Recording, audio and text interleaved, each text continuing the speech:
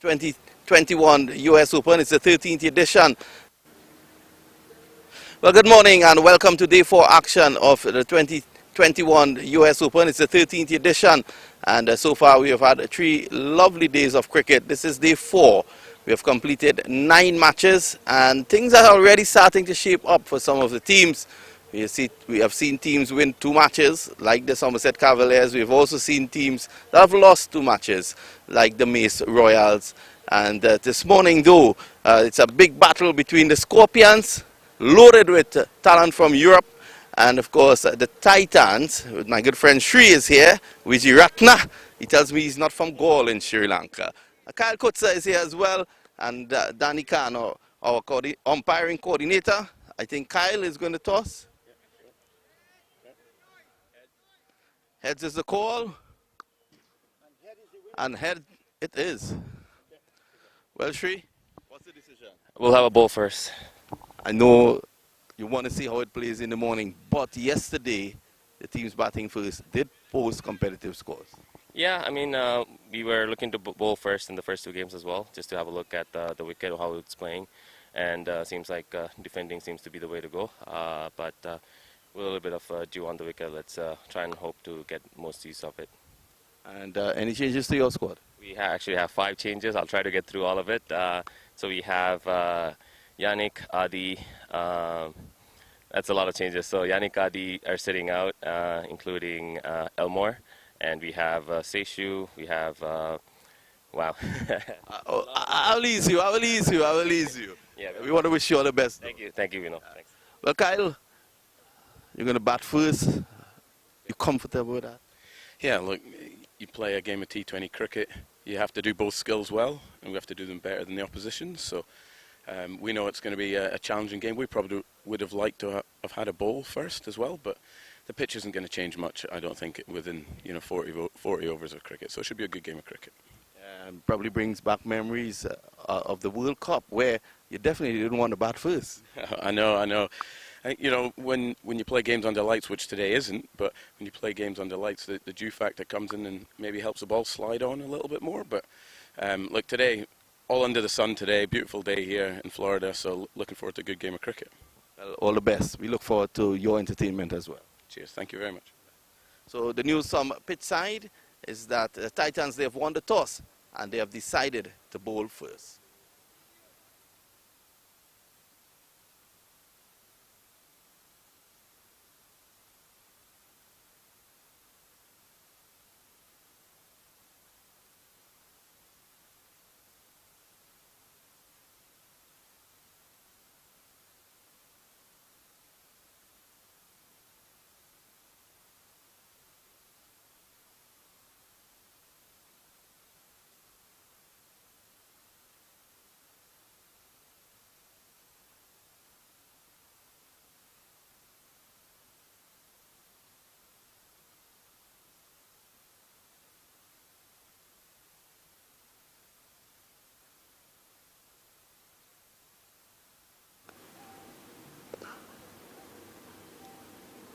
Hi, I am with the Adrian Ali. He is the coach of Titans team. And hi, how are you? I'm good. Good morning to all. Good morning. So what are your expectations from your team this year tournament? Well, I'd like to start better, but we didn't start as we have expected to. We have another opportunity here. The group is still open, I think, so there's a lot to play for. So we're looking forward. Thankfully, we won the toss. We wanted to win the toss for the first 2 games we didn't, so we already start off to a positive note. Have you played here before? Yes, I've played here since 2012. I've been fortunate. I say lucky to win the tournament 4 times with 3 different teams. But I'm happy to be here to play the role of assistant coach with Titans this time around. And you won like 4 titles. Can you tell me about that? Which teams and how was your experience? All the way back to 2012, I won it with Trinidad and Tobago Legions. Trinidad sent a team over, won it twice for them. Back in 2015 or 2016, I believe, with US Tigers, which is a team I enjoyed playing with a lot. And then I was fortunate to play in 2018 with California Bears, and we won it again. And if your team wins the title today, what are you going to do with your innings? Well, one step at a time. I think we need to get off to winning 1 game and hopefully hope for some luck with the other games, and then we can take it from there. But I think we still have an outside chance, which I'm looking forward to this game today. Well, good luck to you and your team. Thank you. Thank you very much.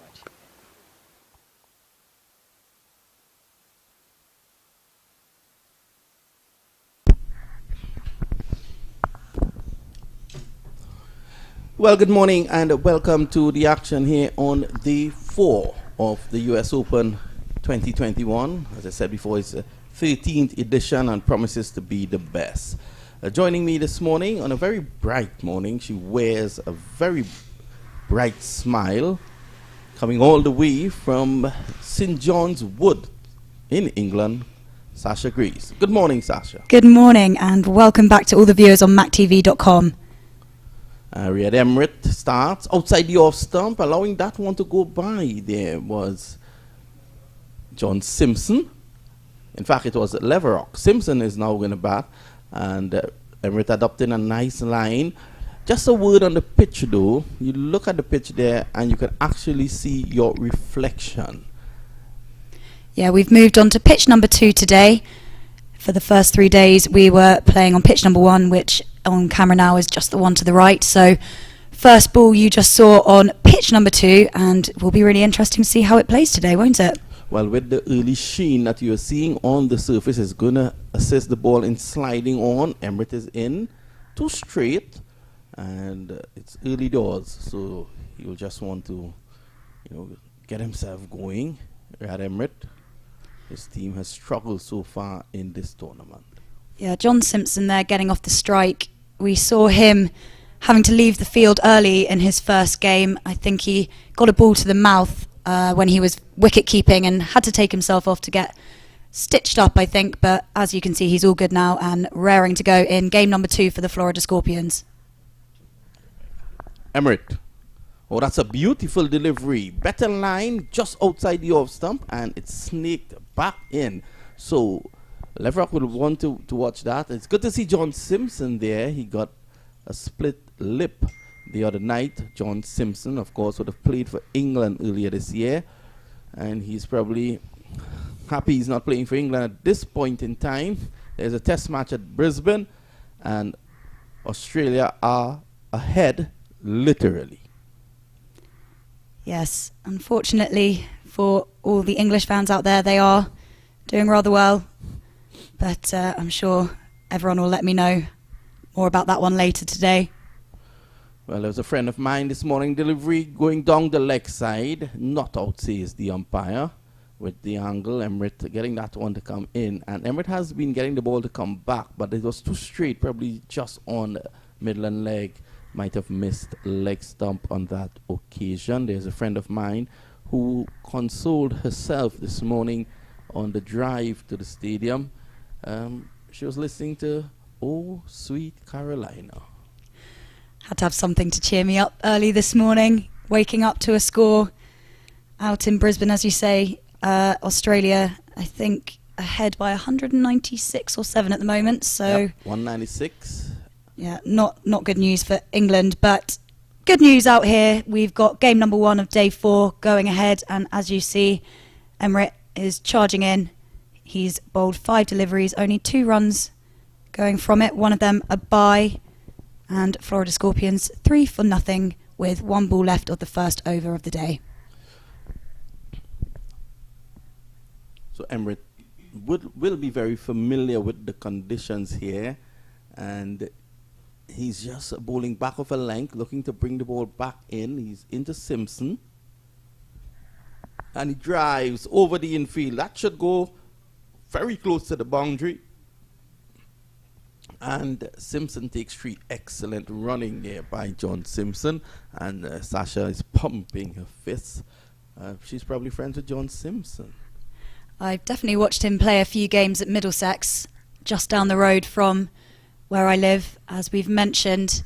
And as you can see, that ball over the inner ring and racing away to the boundary, but it's slightly damp just from the dew here this morning, and so the outfield just a little bit slower than it will be when the sun starts pumping down onto this pitch. There you can see Yannick Correa, former West Indies under-19 player from Trinidad and Tobago, on your screen just a while ago.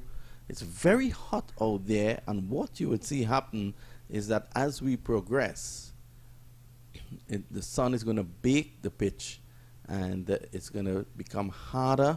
The ball is going to come through a lot more, and the players will be able to prosper with their stroke play. So the man taking up the attack from the northern end is Nevin Gonzalo Stewart, all the way from the sister isle, as we Trinidadians call it. So he's from Tobago, Scarborough to be exact. And what a wonderful talent he is. He has served Trinidad and Tobago's cricket very well in the past, and now he's serving cricket here in the United States. You know, Nevin is one of those players, Sasha, who should be celebrated here in the United States. And I'll tell you why. That's a good delivery, played back to him. So he's on spot immediately. Some years ago, when cricket was really looking to take off, it was at the budding stages. And guys like MAQ Qureshi would have held tournaments and would have looked to bring in foreign players. MAQ brought Javed Miandad back in the day. He brought Mohammed Azharuddin. He also brought Shoaib Akhtar. And all these guys were brought in. Yusuf Yahana, he was also brought in. And these guys were brought in to ignite a passion amongst locals here for the game. A lot of cricketers who saw themselves as prominent or as proper cricketers never really looked towards this side of the world to come and play cricket. Nevin Stewart, at the time, in his prime for Trinidad and Tobago, decided to come. And he has played right around the country. He has done a lot of work with the youngsters as well. He has played at this US Open. And this is hoiked away. One bounce into the boundary for 4. Stewart on the legs of Simpson. And that's another boundary. Yeah, as we said, we've moved on to pitch number 2. So that boundary is slightly, the leg side boundary for John Simpson is slightly further away than it would have been yesterday.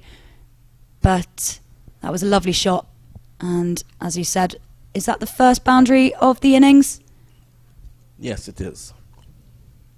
Good start for John Simpson, 8 off 6. Stewart would want to be careful with his line. Again, a similar shot, and Simpson, that's what we call meat and drink. Just picks him off the legs and into the boundary, over the boundary, in fact, for 6. So Stewart is getting his line wrong at the moment. Yeah, exactly that. Simpson managing to play a very similar shot to the one before, and this time getting the maximum. Realised the one before wasn't quite as far as he wanted. Had to get that little bit more strength on it, and 6 comes up. So from 2 dots to start the over, 10 off it so far. Nevin Stewart will want to just get his line slightly tighter. He needs to push those deliveries across the left-hander.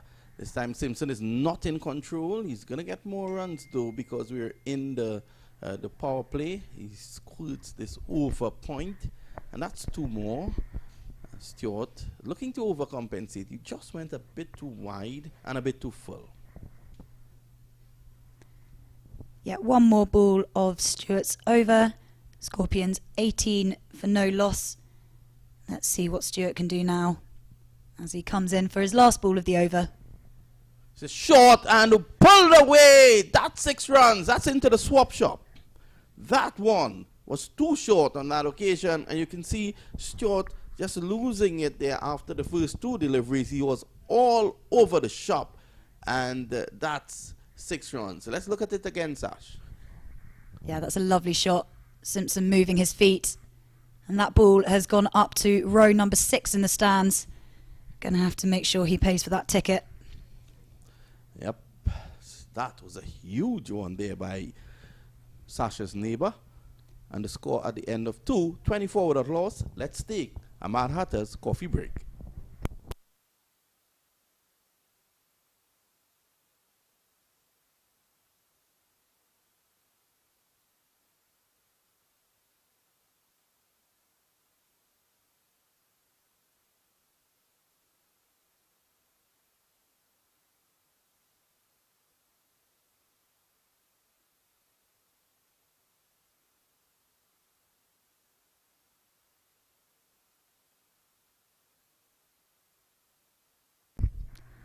Emmerich in for his second over. And good start. Dot ball. And Leverock only faced 4 balls of the first 12. Is now on strike. He's 1 off 4. And Vinod, popular man as ever, getting a call coming in. Fun never stops up here in the comms box.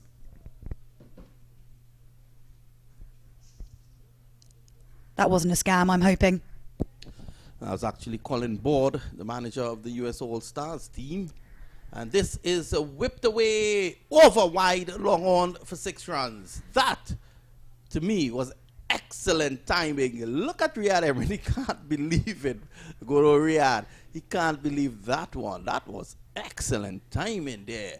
Look at it. He hardly hit it. Looked like a little flick of the wrist. And that was high in the air and went all the way over to cow corner for 6. The experienced Emmerich. Very smooth approach to the wicket. Sammy drives Leverock over the top. That's 1, 2, 3 bounces into the boundary for 4 down at a backward point, and the crowd goes crazy. Yeah, not the best start for the Titans. A few boundaries being played off the bowlers at the moment, as you've seen. 34 for none off 2.5 overs of their innings so far. Looking on track to get a pretty decent power play score at the moment. Well, it's 34 in the third, so they're way beyond 10 and over. Emmerich may want to consider change of pace at this point in time, just to shake it up a bit. But Leverock benefiting because Emmerich is bowling in the power play. This is a good move now because protection is now being placed down on the cover boundary, and the backward point goes right back as well. Deep mid wicket comes into the circle just alongside the umpire. So Emmerich is going to focus on keeping it outside the off stump and take the onside play out of the equation. That is something that could probably work here in this situation because the Scorpions are stinging. Good comeback there. Another dot ball. Can we go back to Brisbane a bit? Have you ever been to Brisbane? I have actually, yes. Not to watch cricket, but after university I was lucky enough to make my way to Australia, and I did a little bit of the East Coast, so I managed to see the Gabba but not go. So you would have traversed around the rivers of Brisbane, which is really good transport. You know, when you tell people that's a why that you're going to take the tube, you normally take the tube. But when you tell people that I'm going to go downtown, you normally walk down and take the ferry. It's excellent. Yeah, I've got some friends who live out in Brisbane. Not sure I will be wanting to speak to them in the next few days, but I'm sure they will get in touch and let me know what's going on. They always seem to when Australia are playing England. This is a full delivery, and that swung a mile. It was as if Riyad had a radar on that. It swung a mile. It actually stopped and went down the turnpike. So look at it. Outside the off stump, and Wijeratne takes it. Riyad holds his blonded hair and turns now. Yeah, he looks like a member of the Backstreet Boys with hair like that. I'll have to let him know that. Great guy, Riyad Emmerich. Yeah, he does look great. This is driven away through the offside. Runs here, lovely stop. And that is what you find in the game today. Yeah, no, that was really good from the fielder there. He could have let it run through. We've seen a few times where fielders haven't done the dive and the ball has gone through to the boundary, but stopping at least 2 or 3 runs there, and the bowler Emmerich will be really pleased with that. And that's the end of his second over. 17 runs off it, and Scorpions are 36 for no loss after the first 3 overs. And I'm trying to get the attention there of our production guy Roddy, or our director Tessin. There was an unfortunate incident that happened yesterday that I would like to speak about. If the guys could bring up that clip for me. It was an incident that took place. I'm glad that umpire Danny Khan is here. So there's an incident involving umpire Danny Khan as well. And if we may get that clip, we will, after the over, they're telling me we should get that clip. Camu Leverock is on 12 of 9. John Simpson, 22 of 9. In Brisbane, there is a bookstore. I don't know if you went to the bookstore in Brisbane. This store prides itself as being the biggest cricket bookstore in the world. There are over 5,000 different cricket books. I got through about 4,000 already. Outside the off stump, 2 wide, and a signal wide by the umpire. 5,000 cricket books. Yes. That's an impressive number there. And what's been your favourite?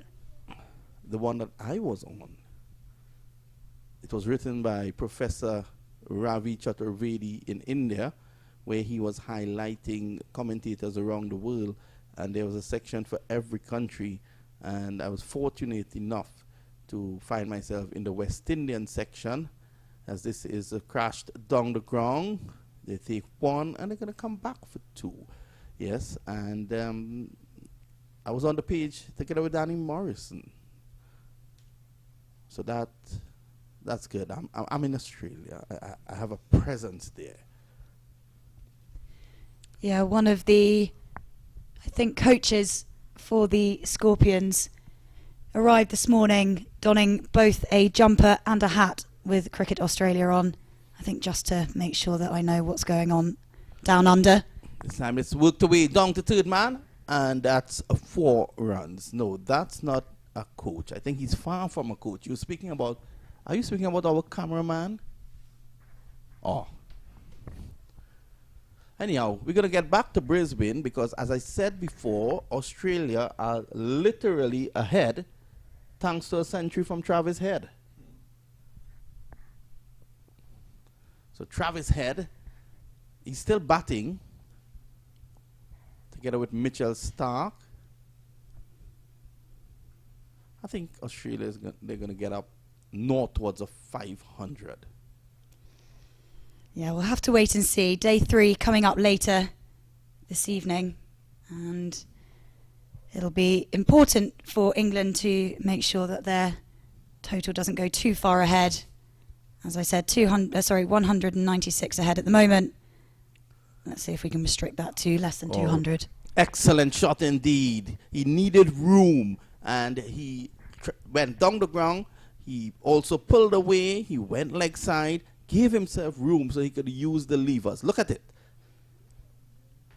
It was deliberately lifted over the infield. So he has a plan, Camu Leverock.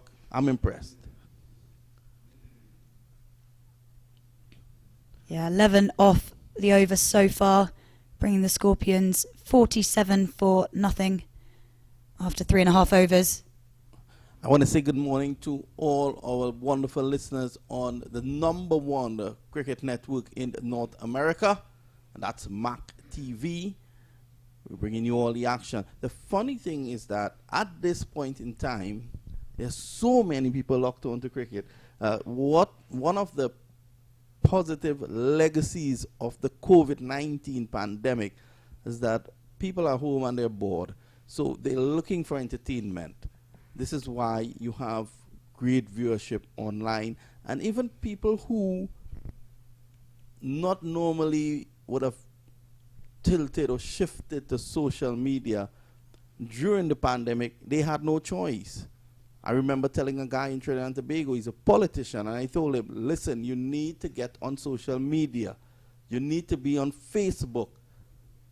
He called me 2 days after and said, you're making a joke. And there goes my friend Scam calling me again. And sounds like he's got something important to tell you. Keeps ringing. So 2 days after, this guy called me and said, you told me about Facebook. I went to the bookstore and there's none. I rest my case. Even him is now on social media. This is played on the onside, and We are in over number 4. I would have loved to have been a fly on the wall in that bookshot when he was asking for Facebook. I'm sure the assistant would have found that rather amusing. Last ball of the over from Ali here. And that ball on the legs of Leverock. And they get the single, good fielding, preventing them from thinking about the double. And at the end of the 4th over, the Scorpions are 48 for no wicket. Titans looking to get that breakthrough, break this partnership, and make the most of the power play where they're only allowed 2 fielders outside the inner ring. I think it would be a great time to get that video up, as we have Danny Khan here in the comms box with us.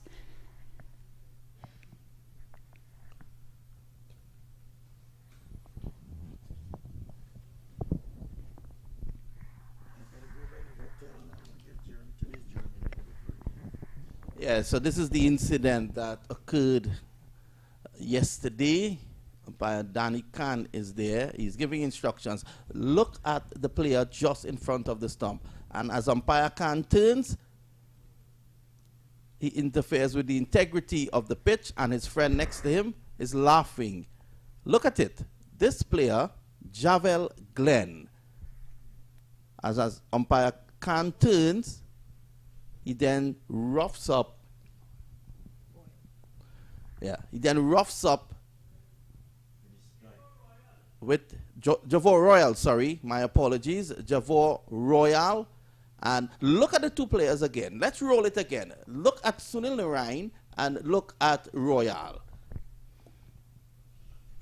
It's Donegrong, he's out. He's out caught, Leverock. Even Leverock wants to come and see that clip. And it's now 48 for the loss of 1. Camus Leverock, advancing down the track, just didn't have enough to take that into the boundary. He had to fetch it. It was outside the off stump. Let's go back to this. Let's roll from the beginning. Well, that was the catch. Right. Javor Royal and Sunil Narain. Narain passes him. Royal is looking at umpire Khan, and as Khan turns, and Narain sees all the fun in that. These players would never do this at the CPL. They would never do it at the IPL. I'm letting them know that they cannot do it at the US Open. Umpire Khan, you can't blame him. He was looking at them. But I think initially, umpire Khan should have asked Javor Royal what he was doing there.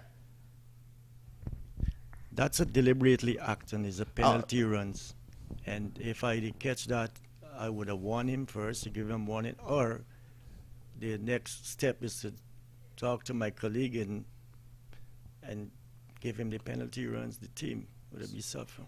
So what is the situation now with this evidence coming to hand? This evidence is the next game he come here, I can talk to him and I could warn him. So and the next time we could take step. That's the most we could do, because as soon as I turned, he did that. And unfortunately, German didn't see him as well. And so we could talk to him today, and you know, we could even show you the clip. I guess if you're looking at this game, you see that. Well, he should feel very embarrassed about that. Yes, that's correct.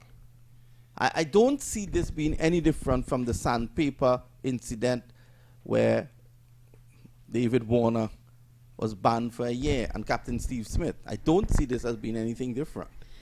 Yeah, it's just plain wrong, and they should definitely be told that that is unacceptable at any level of the game. And we're just lucky that actually it didn't pay off for them. They didn't win that game, and that will be a lesson to them that it doesn't pay off to do the wrong thing. Yeah, it's never right to do the wrong. And umpire Khan will be dealing with it.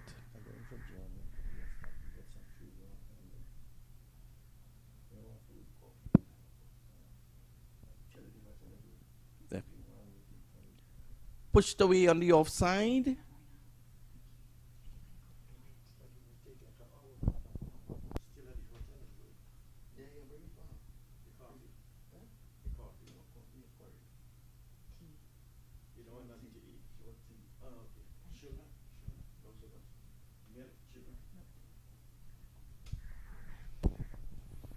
So it's 49 for 1 at the moment. Callum McLeod, the captain, is on 1. He's in there now. John Simpson is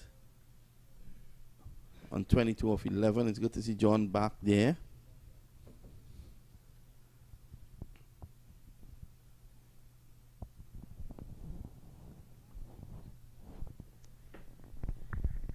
As you said at the toss, the Scorpions have quite a few players over from Europe. Callum McLeod, Scottish international, and Simpson, as we mentioned before, made his England debut this summer. And that has been hit straight back over the bowler's head, and it is going to go for 4. Lovely shot from Simpson, who moves on to 26 of 13. And it was a really good over by Nikhil Dutta. He was only 1 wicket, 1 run off his 5 balls, and that 4 has made it 1 wicket and 5 runs off his first over. Scorpions move on to 53 for 1, and I think there's going to be a slight change in the comms box with Ivor Henry coming in. Yes, Ivor Henry is coming in with that very experienced straddler from New York, very dodgy and stodgy batsman. I think he's better. He has served cricket better being behind the mic. I look at him, his New Year's Day knock, his Boxing Day knock, his Thanksgiving knock, and it's always bat and pad close together. I believe Leonard and his good friend Ivor, the not great, to take you over the next 5 overs or so. Thank you, Vinod. Thank you, Sasha. So they're off to a quick start. Florida Scorpions having been sent in here by Titans, and they've done well. We've seen a good knock here from John Simpson, and he's got quickly up to 26. So we welcome back Ivor Henry. This is a quick start here for the Scorpions, looking for points in game number 3 for them. Yes, indeed. Good morning, Lenny. Good morning, world. Good morning, everyone. And welcome to the MAQ TV. Welcome to you to South Florida. Lenny, coming in from the cold. Yes, Ivor, I made my 12th trip to the US Open. I've always made myself available for December. And so far, we've seen very good cricket. We've seen teams hunting for points. And today's match is going to be quite crucial here for the Titans. If they lose this one here, they're essentially out of the tournament. They are on slippery grounds, and they'll be hoping that they can come back with a big win here against the Florida Scorpions. So ball pulled into the onside, could travel all the way, and in fact it does. So good looking shot from Callum McLeod. He picks up a boundary, and the score has gone quickly up into the 50s. Lovely shot from Callum McLeod. Poor delivery from Gary Pierre. Yes, he got the treatment, and well, he should have gone for 6. He was full looping, but Pierre's been good all season. But this one was a loosener from him. So Gary Pierre, top quality spinner, comes out of Trinidad and Tobago. Would have played briefly at the West Indies level. These days, it seems to be the preferred choice for the slow left arm spin. For the West Indies at the T20 level has gone to Akil Hussain. But Gary Pierre, he's still a quality bowler. That's a loud appeal. Given! Umpire took his time, and up goes that dreaded finger. Wicket number 2. So, Lenny, you've come on, and in your first over, you would have taken a wicket. Yeah, good comeback here from Gary Pierre. Look, let's take a look at that. And this is certainly dead. Middle stump. No question about that. And umpire Avik wastes no time by raising the finger. And that's the end of John Simpson. 58-59 for 2. Yes, indeed. So, as I was saying earlier, Gary Pierre has been unsung. He's been up with the bowlers, getting wickets. And his team going to be depending on him to make some inroads here, because the first power play, the first 6 overs, they would have gone into the 50s. And by all means, that's a good start to the day's proceedings for the Florida Scorpions. As I say, Titans, they're looking to to get on the board? Yeah, they haven't won a match yet. They've lost both of their games. In fact, they would have lost their first game to the powerful Samp Army.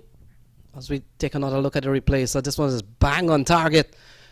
Good bowling here from Carrie Pierre. A bit of a wait, and up goes the finger from Avik. So Delray Rollins comes to the middle. They got off to a very good start between Simpson and Leverock. So essentially two new batsmen out in the middle. Well, Simpson's been there, batting on 31 from 15, going at a good clip. So Delray Rollins gets off the mark with an easy single, comes out to Bermuda national player, and also plays on the English county circuit. Ivor Henry plays for Sussex. Yes, well, we're gone into the 60s now. We're saying that this is the biggest tournament in all of North America, the US Open, and we have got to keep the standard. We would have seen some clips there earlier where damage to the pitch was caused willfully. You can see that the intention was there to damage the pitch. So I guess the match referee is going to have a talk with that youngster and the team as well when they arrive at the team later today.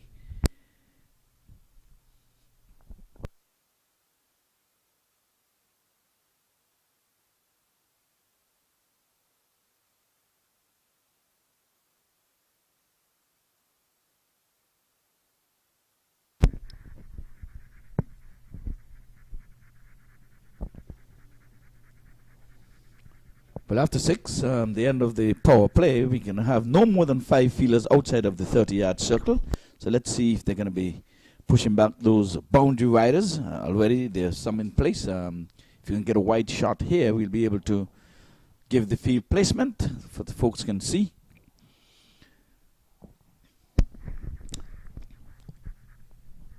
So the boundary riders, of course, the left-hander is going to be on strike. We have a deep backward square leg, mid-wicket, long off, long on, and a cover sweeper. Those are the men riding on the boundary. So Nikhil Datta comes back into his second over. Another player who would have played at the Canadian national level. It's a quality spinner. Would have some years ago would have picked up the wicket of Kevin Peterson, whom he bowled in one of the CPL matches, and certainly would have been the peak of his career, Nikhil Datta. And has been with the Canadian side for some time. Originally born in Kuwait. And he comes in here, Delray Rollins. Top quality batsman, gets a single out towards the offside. And that pushes the Scorpions. They're up to 63 for 2. They've lost a couple of wickets, but they won't mind. They've scored impressively well, going at almost over 9 runs and over. At the moment, Ivor Henry, wouldn't be too displeased with the progress they've made from a run rate standpoint, but they've lost a couple of wickets. So this one is switched it into the offside, and they're going to come back for a couple of runs here off the bat of Simpson. He continues to bat well. And that's a very good innovative shot. They pick up a couple more runs. Yes, indeed. In 2020, you know, there's nothing can go wrong with your batting. Whatever you do, it's always with intent as far as you're concerned. If it's an edge, you can almost say, that was my intent, to edge this one. But especially these days, these bats have such thick edges.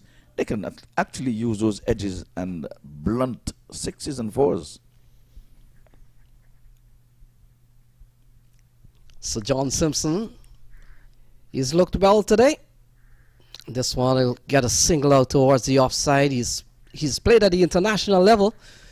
And one of the things Ivor Henry, as we have seen in previous US Open tournament, we've seen some top quality players who would have played at the international level, and they bring it all here to South Florida. Ball eased into the onside again, so good sensible batting here from the pier. Yes, just 5 coming from that over, so the spinners are really holding the reins. Didn't get a wicket in this one to follow in the footstep of Pear in his last over, but it kept things relatively quiet because there's a healthy one with just borrowing around 10, 9.6, and Simpson is on 36. That's the Bob Marley's age when he would have left Mother Earth, 36. He's going at a good clip. 36 from 18, and we have Delroy Rollins who have just joined him. We've joined the party. He's 3 from 5. So Riot Emirates and the boys will be hoping that they can come back here with a big win. We've seen them losing to Samp Army, which was always a powerful team for them. And then, of course, they wouldn't have fared any better when they got into a tangle with Punjab Blues. Gajanan Singh has been given the ball, so he comes into the attack here. And Gajanan Singh would have missed probably the first game. Not too sure if he played in the second game, but certainly did not bat. So he's an off spinner, and these days he plays with the US team. So he will come into bowl to Delroy Rollins. Rollins gets a quality delivery. Good start here from Gajanan Singh, a player who would have played for the West Indies youth team at one time. Yes, and now he's showing his wares here at the US Open. This is the 13th edition of the US Open.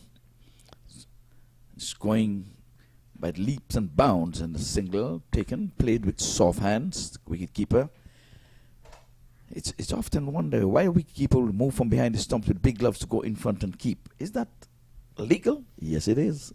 Well, the keeper is Adrian Wijaratne, and he comes out of Canada also. He would have played for the Canada national team. He's a quality keeper. I saw him take a dive, made a dive and stop just the other day, swung into the onside. That's gone all the way off the bat of Simpson. Poor delivery here from Gajanan Singh, and given the treatment, that's gone a long way. Yes, indeed. It was. They asked him to be hit, and unlike the full toss that Pear would have served up, that went for 4, this time he got the full treatment here. So Singh has been guilty of over pitching and got the full treatment. But remember, the third delivery was a full toss from Pear, and he came back and got a wicket in that same over with the next delivery. So Simpson goes into the 40. We've seen an 83 from Nitish Kumar a couple of days ago into the offside. Very soft dismissal. And that's the end of John Simpson just pushing the ball into the offside. Cover takes an easy catch. And the third wicket goes down, Ivor. Following in the footsteps of Pear. Pear would have bowled a loosener that was whacked for 4. and they say that's the commentator's curse, because I said, would he follow in the footsteps of Pear? Bowling a loosener, get whacked out of the park, and there it is, came back with a wicket. So I think it's a pattern. So the young man batted well, but then again, Lenny Sasha is telling me it is my fault because he was in the 40s and I didn't stand. Do you remember? That was my duty, to stand when a batsman gets in the 40, because of 1 year here. For the life of everybody, a 50 could not be reached. About 6, 7, 8 batters got in the 40s and got out. And the first 50 was realized when I stand. I was told to stand by Vinod and yourself. So Gajanan Singh comes up with a wicket. And while he would have gone for 7 runs in the over, Ivor Henry, you can't put a price on a wicket. And he's picked up the big wicket of John Simpson. So Simpson is replaced by Richie Barrington. And one of the things here with the Florida Scorpions team, Ivor Henry, it almost resembled a Scottish side, Scottish national team. Let's take a look at that. Ball pushed straight into the hands of the man at short cover. And that's the end of a well-played innings from John Simpson. Batted well. But now they're 3 down for 74 on the board. Yes, well, the platform has been set, but now you have 2 relatively new batters at the pitch. And they've got to build a partnership now. They've got to carry on. So a couple of associate players. Gajanan Singh will come into bowl to Barrington. And Barrington gets off the mark with 1. So Delroy Rollins comes out to Bermuda, plays for Sussex in the English County circuit. And he's a top quality player. He's one of their best batsmen in Bermuda these days. And Richie Barrington, he's been part of the Scottish national team for some time. Ball chipped into the outside. Look at that. Another catch taken by the same man and couple of wickets in this over off the bowling of Gajanan Singh. Delray Rollins falls 75 for 4. And a similar stroke, similar catch, same bowler, and he would have done one better than Pierre. He got 2 wickets, having bowled a loosener in that over. So they're making inroads. The Titans. They need this win to stay in the reckoning. Florida Scorpions sent into bat. They won 75 for 4. I think it's a good time to take a Mad Hatter tea break. Get your teacups.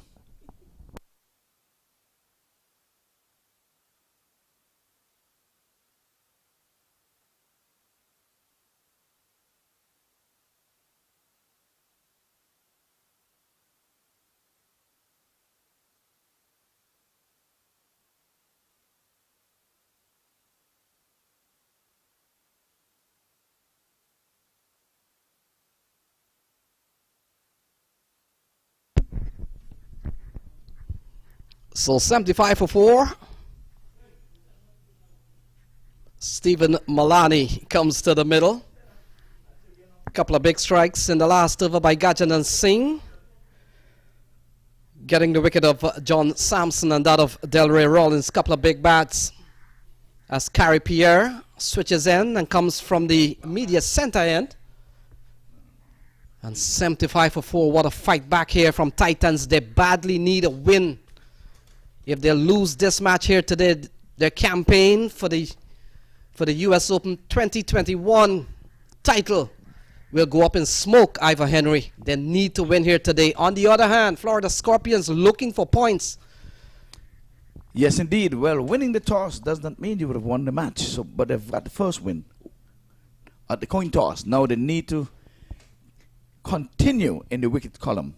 If they can do this, net one weight always comes into play in this tournament. So Carrie Pierre switches in. We saw him getting an early over from the top end of the ground. So he comes and will come into bowl to 2 new batsmen out in the middle. Barrington will pick up 1, but what an impressive over we saw from Gajanan Singh. Very loopy off spin. Straight into the hands of the man at cover twice. Twice, exactly. So it could not be a mistake. Good bowling, well calculated. So we've seen a lot of spin in this tournament, and over time, Ivor Henry, we have noticed that the track here at Broward County has always favored spin. And this is a good chance for the likes of Carrie Pierre and Gajanan Singh to really work their magic. Ball turned into the onside. And Molani gets off the mark with 1, looking for 2. Mancom charges in. And just restricting the batsman to only a single. Good feeling here so far. All of a sudden here from the Titans. And as we made mention, they badly need to win this match. Yes, they played well enough to win, but in 2020 cricket, you know, anyone can win.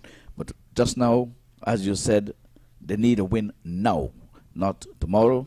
Yesterday would have been fine, but that's dead, done and dusted. They have to think about today. Now they've plugged that gap where they've been stroking for the single. And Ivor Henry, one of the things you would notice with the Titans team, I thought they made some tactical errors yesterday and then the other day. Oh, there's a big appeal. The appeal goes up. Aditya Gajar, the umpire, is unmoved and may have a big appeal maybe for a cut behind. Ball going into the gloves of Srimanta Vijayaratne. We look at it again. Says umpire Aditya Gajar. Let's take a look at that. Oh, might have been some sort of a deflection, but in the end, Nadal says the umpire. And this one is worked into the offside here by Barrington. He picks up 1 and takes the score up to 78 for 4. But Ivor Henry just coming back. The way Titans used Navin Stewart the other night, I thought that was the downfall. Navin Stewart had a lot to offer in the game. And he was brought on, in the 17th over. Didn't do anyone any good. And Titans went down for the second time. So 9 overs gone, 78 for 4. Yeah, end of good over, end of 9, done and dusted. 78 for 4. So I think the tide has turned a little bit, where the Titans are now getting on top of the Florida Scorpions. The Scorpions stung in the first 6 overs. They really did well for themselves. Got into the 50s in the first power play, but since then they've slowed down, and nothing puts you more behind the clock than when you're losing wickets. Yeah, Ivor Henry, you're right on that. So 66 balls remaining. They will have to make do and see what they can get on those. Stephen Mullaney and Richie Berrington would have played for the Scotland national team, as we see another bowling change. So Gajanan Singh gets a relief. And we'll have to pick up the bowler given the ball. Gajanan Singh, a couple of strikes in that over. So new bowler comes in from the far end. 78 for 4. You look at your scorecard here.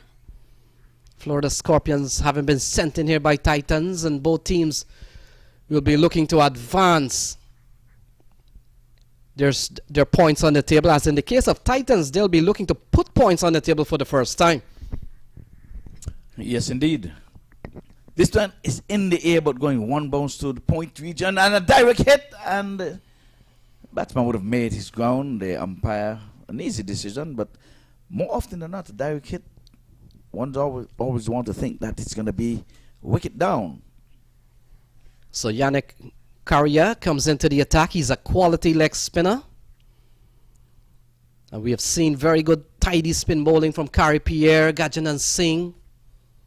We saw one from Rayad Emrit earlier on, but I want to think we could see a lot more spin into the innings here. We saw Navin Stewart bowling some seamers. We saw Rayad Emrit opening the bowling. But for now, they've thrown the ball over to the spinners. And it's a good time to bowl.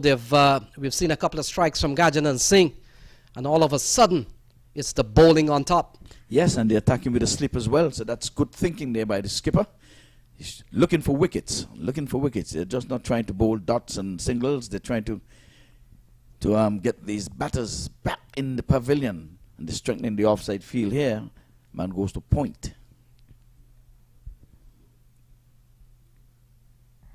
So ball hoiked into the onside. Could be looking for a couple of runs. They're running quickly. And they come back well run. That's a good shot into the vacant area. And Ivor Henry, what we have seen in this group so far, we see Samp Army. They have won both of their games. They're at the top of the table on 4 points. Florida Scorpions is next. They have won 1 game. They're on 2. This is their second game. And we've also seen Punjab Blues putting points on the table. The only team that has not put points on the table is the team fielding. Yeah, that's Titans, and they have to really come good today. They started off poorly in terms of the first 6 overs when they would have carted all over the park. Some loose bowling, and Wet was carted himself. But since then, since the power play, they've really held the Scorpions in check. They've lost some 4 wickets. Yeah, it's a good time for Correa to come in and bowl. He's bowling to 2 new batsmen. They have lost a couple of wickets quite quickly in the space of a couple of balls. And now the likes of Mullaney and Barrington will be hoping that they can consolidate and then, of course, try to push on. This is a T20 game. The emphasis is so much on run rate rather than wicket saved. This one is cut away. Can't score. Fielder is in the way, and that will complete the first half of their innings. 10 overs gone. It's 81 for 4. And then I look around, and we'll have to see what happens here. So 10 overs gone, 81 for 4. That's the latest score here at Broward County Stadium. Yes, we had 4 dots in that over, and just 3 runs coming from it. So good going here. The Titans are really, really getting on top. So it's a good time to get a Mad Hatter tea break.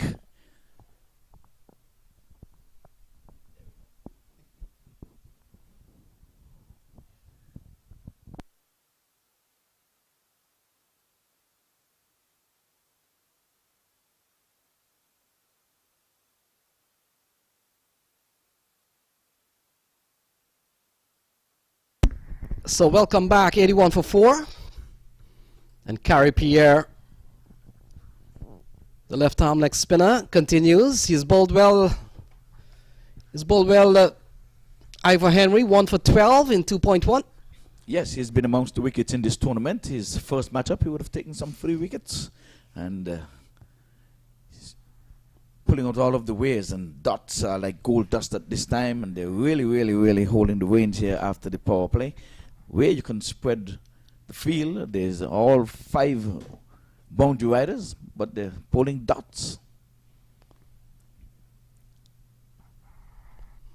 So Barrington picks up another single, and you look at Carey Pierre. He's a top quality spinner.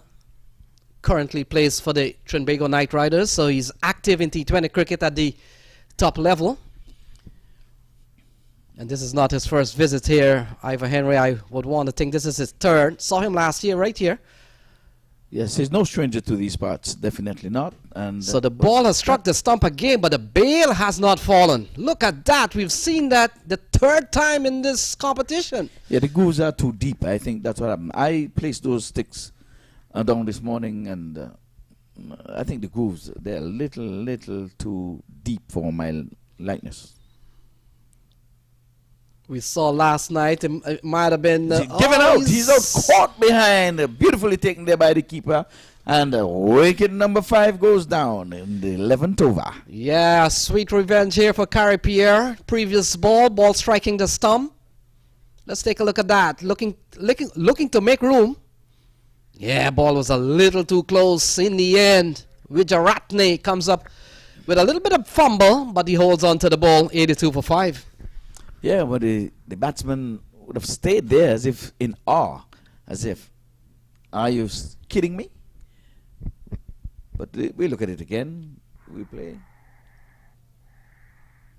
Wicketkeeper and bowler was in no doubt. The umpire was in no doubt. So he's got to go. He's got to go. And again, good bowling here by Pierre. Like I said, he's amongst the wickets, and I'm sure there's going to be an award for the bowler with the most wickets. And I know he's up there. He would have taken a 3-4 already in this tournament. And again, the wickets are tumbling. 82 for 5. Yes, Ivor Henry coming into this match. Karima Gore was on top of the heap as the most wickets, 7 wickets so far. But like you made mention, things will change coming into this game. This is where the tally was. Karima Gore, he stood atop of the heap with 7 wickets. Harmeet Singh, he's down at number 2 with 6. And John Ross Jagisar, he's also on 6 wickets. So there's going to be a race to the top as new batsman comes out to the middle. Kyle Kotzer, the captain, with a lot of work to be done here. 82 for 5. They're struggling here. After at one stage they were batting a 48 without loss. So things have really gone downwards here for the Florida Scorpions. And we've seen very good bowling from Gajanan Singh and now Carey Pierre. 2 for 13 so far. But again, any new batter is going to be relatively new. So both batters relatively new. Again, he comes forward and respectfully Pierre feels to his own bowling. And that over comes to an end. A successful one. 82 for 5. And that is indeed the latest score at the Broward County Stadium.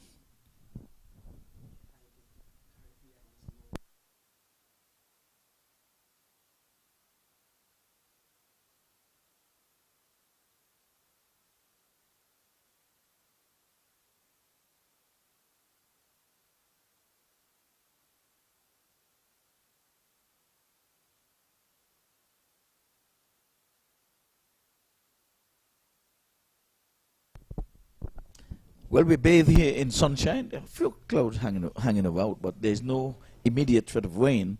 I think we're going to be in for a good day. We're going to be having all of 3 matches today. This is number 1 of 3. We're using pitch number 2 here today.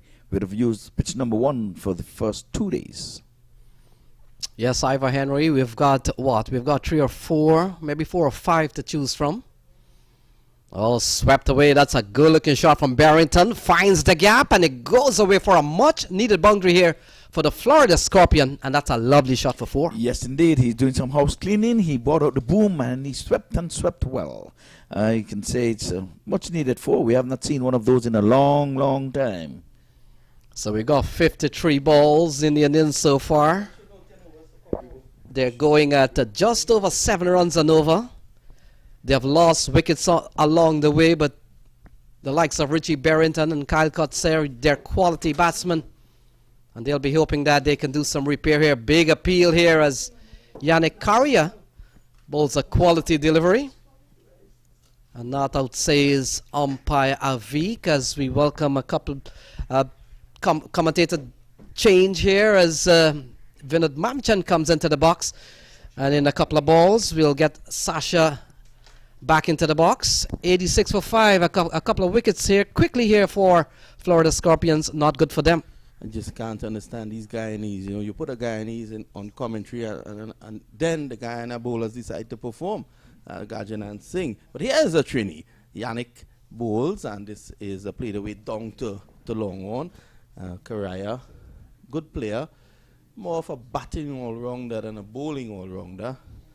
Would have played for the West Indies team back in 2009 in New Zealand at that Youth World Cup. How was your flight, Lenny? Pretty good. Came in quite early.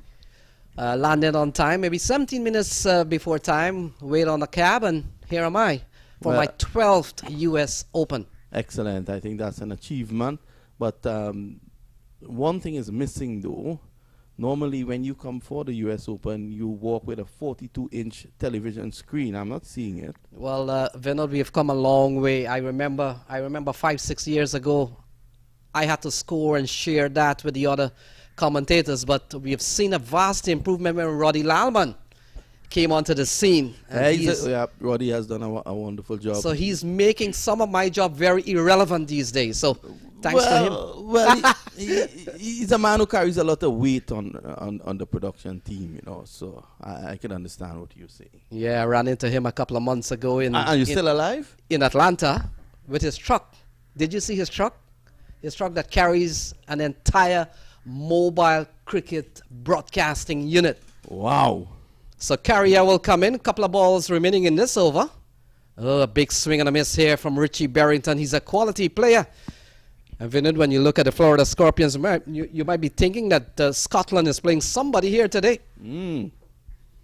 Later on today, when you see the US All-Stars, you would think that the West Indies are playing someone. Here's Carrier. And that's a good delivery, good line. That's the key here for Carrier, and he has carried himself well. Thanks a lot, Lenny, for the last 7 overs or so. If you may just leave the headphones, we would appreciate it. And you'll be back at over number 15. So, at the moment, 88 for the loss of 5 and 6 runs in the last over. And let me welcome to the microphones Sasha Crace. Yes, back again. Hello, everyone on MAQ TV. As you can see, Scorpions 88 for 5 off their 12 overs so far. And as Lenny was saying, a couple of Scots at the crease here. Captain Carl Kotzer, 1 off 2. And Richie Barrington, 10 off 14 deliveries so far. Yeah, so Pierre, excellent left-arm orthodox spinner. And he has been good enough to be selected for the Trinbago Knight Riders. Did also play for the West Indies.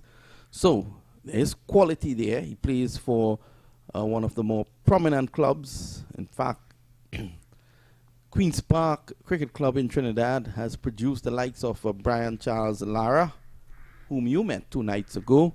I did indeed. It was one of the highlights of my life so far, I would have to say.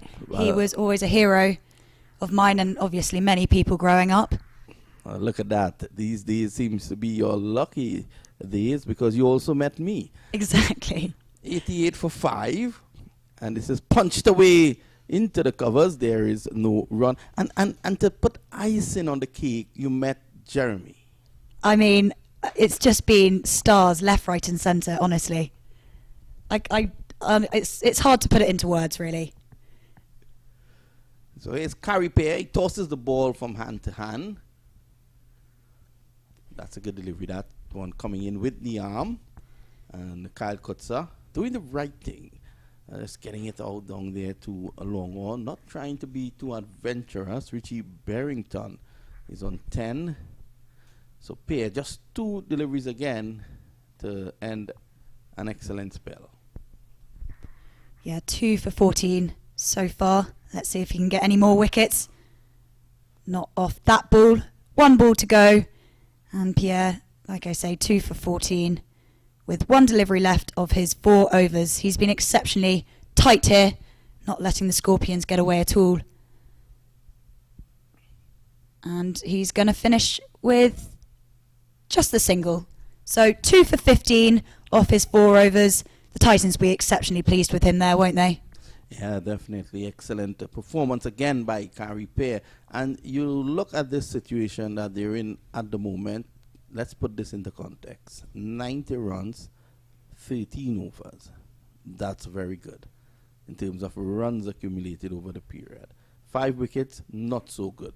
It may dictate a period of consolidation here between Barrington, who's on 11, and the captain, Kutza, who's on 2. Probably they may want to carry it until about the 17th over without losing further wickets and then look to give it a charge. Is that a fine plan, do you think? How about that? I would say you're exactly on the money there. They really don't want to be losing any more wickets in the next few overs. It's just going to put a lot of pressure on the Scorpions batters yet to come in. And that is not what they want. And that's a huge shot over onto long on, over the fielder's head for 6. And that's exactly what they needed to do. Barrington, 17 off 17 now. Well, that was a bad delivery by Carey on that occasion. Prior to that, he was just pitching it just short of a good length and allowing the ball to do its thing. And Kutza, especially, was finding it difficult to negotiate him. But on that occasion, he pitched it just a couple inches up, and it was in the slot that allowed that shot. He goes again in the same area. It peels off the outside edge, and it's going to run away into the boundary now for 4. Yeah, I think Barrington can say that probably wasn't the shot, where the ball was planned to go. But here we go again. The thing is, if you go into the scorebook, you would not see that that was a healthy edge. You would see it recorded as a 4. Exactly right. Barrington moves on to 21 off 18. And the 100 up for the Scorpions. 100 for 5 off 13.2 overs. And this has been a good over. 10 off it so far. Titans just need to make sure they keep it tight. Don't want to let the Scorpions go too far forward and get too many more boundaries in these few overs. It's a swept away, straight down to backward square on the boundary. So pulling out the slug sweep was Barrington, who looks to be a very enterprising player. And he's going to keep it ticking, which is good. What will happen? He'll play the big shots, and I think Kotza may well look to rotate the strike just to ensure that they don't lose any further wickets over the next 3-4 overs.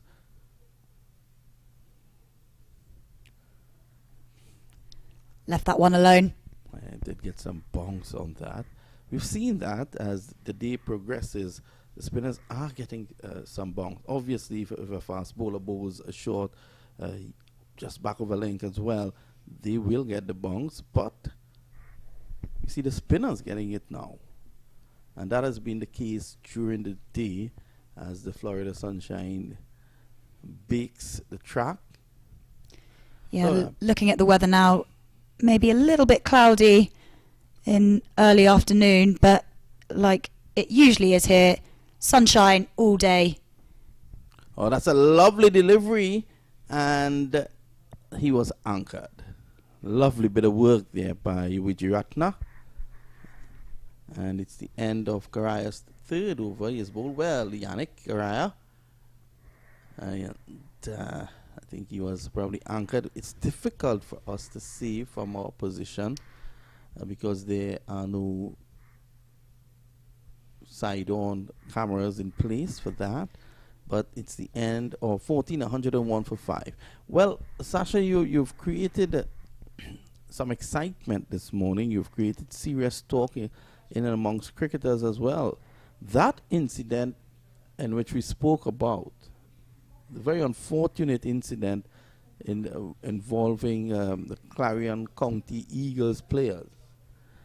It has gone viral. Really? Yeah, my phone is blowing up. What have people been saying? Well, fellow players have been they're now asking for that particular player to be banned. And just to inform our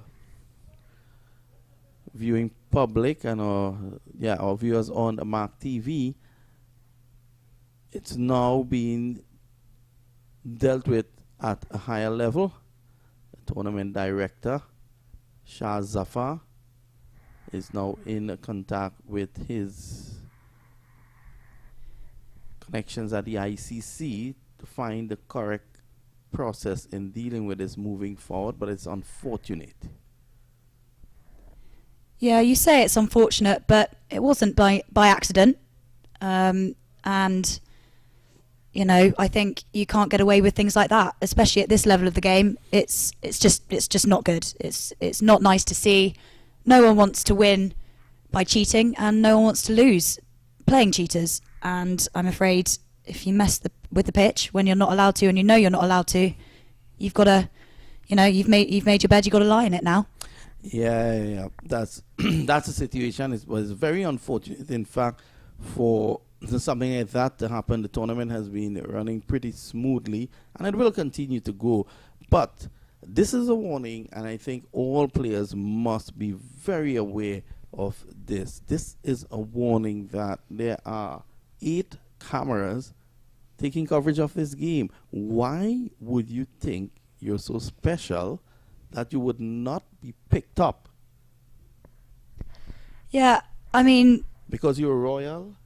Well, there you go. That might be the answer. He thought he was above it, maybe. But growing up, I was always told cricket was a game for gentlemen, and I think we need to make sure that we keep it that way. We don't want any more of that kind of behaviour in the rest of the tournament. Yeah, definitely. And I think that would serve as a lesson for anyone who will be even thinking of transgressing. This is an international tournament. It's under the auspices of Cricket USA. It has been fully sanctioned by the International Cricket Council, and anyone that brings the game into disrepute will be dealt with accordingly. This is not, I'm sorry, this is not village cricket. No, exactly that. And as you said, we're always watching. So beware anyone thinking of doing any bad things out there. Driven again, and I think that would form a lot of conversations. I think people will have conversations about it, and the world now, Sasha, is so small, has become so small with technology. It has gone viral already, and I think it's embarrassing more than anything else. Yeah, I totally agree with you, and I'm sure we will keep you updated with the proceedings over the next few hours or so. So make sure you stay tuned to MAQTV.com all day. This is day 4, but game 1 of day 4. And after 15 overs, it's time for a Mad Hatter tea break.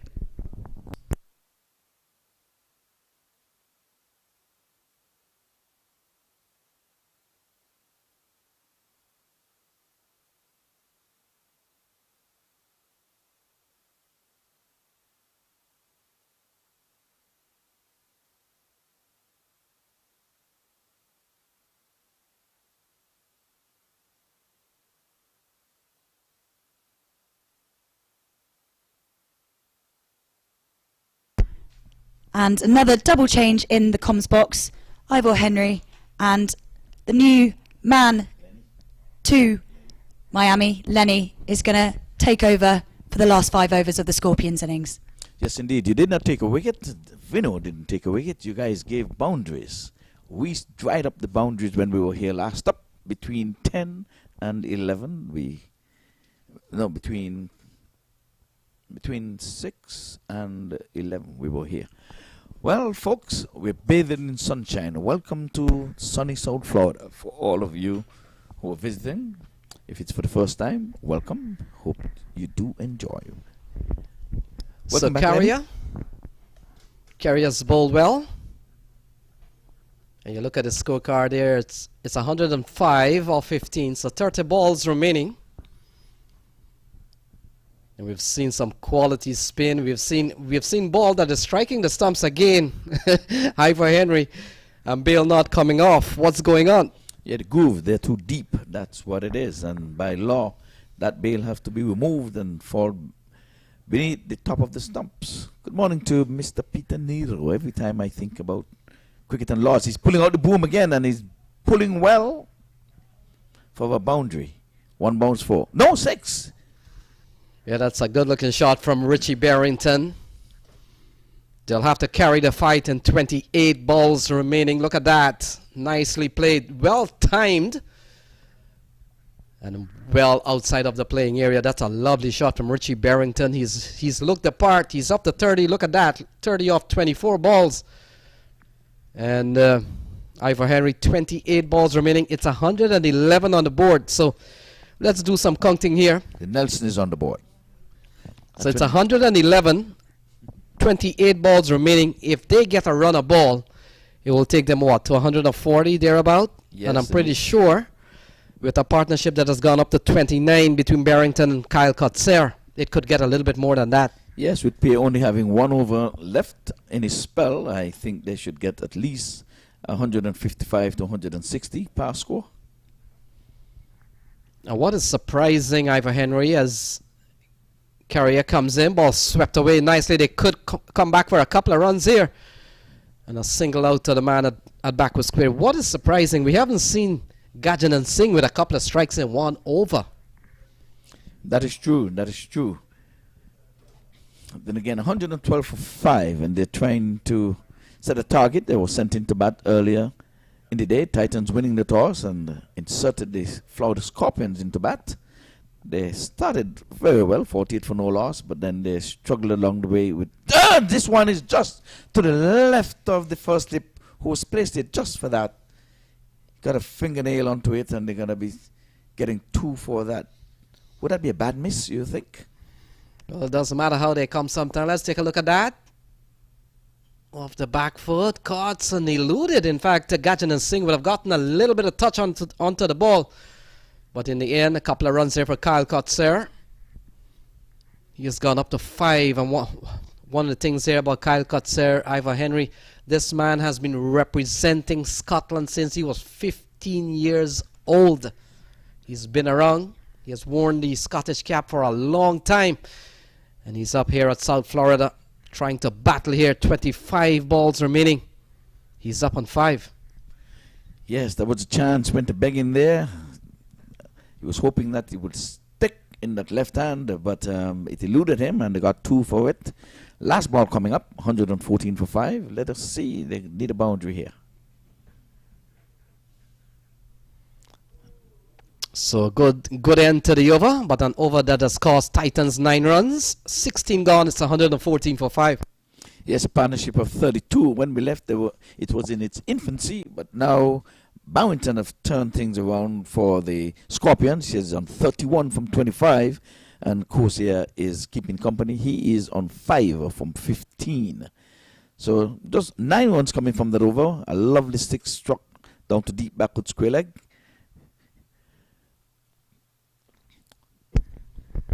So Nikhil Datta will finish up here from the media center end. And Ivor Henry, we've witnessed brilliant weather so far.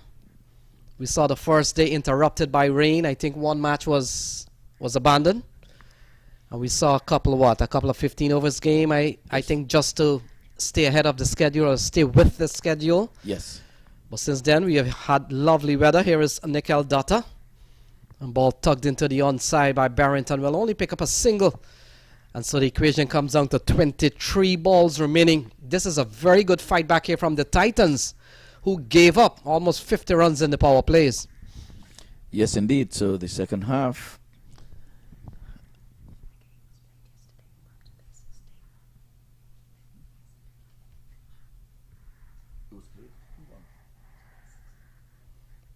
So ball defended here by Kyle Kotzer.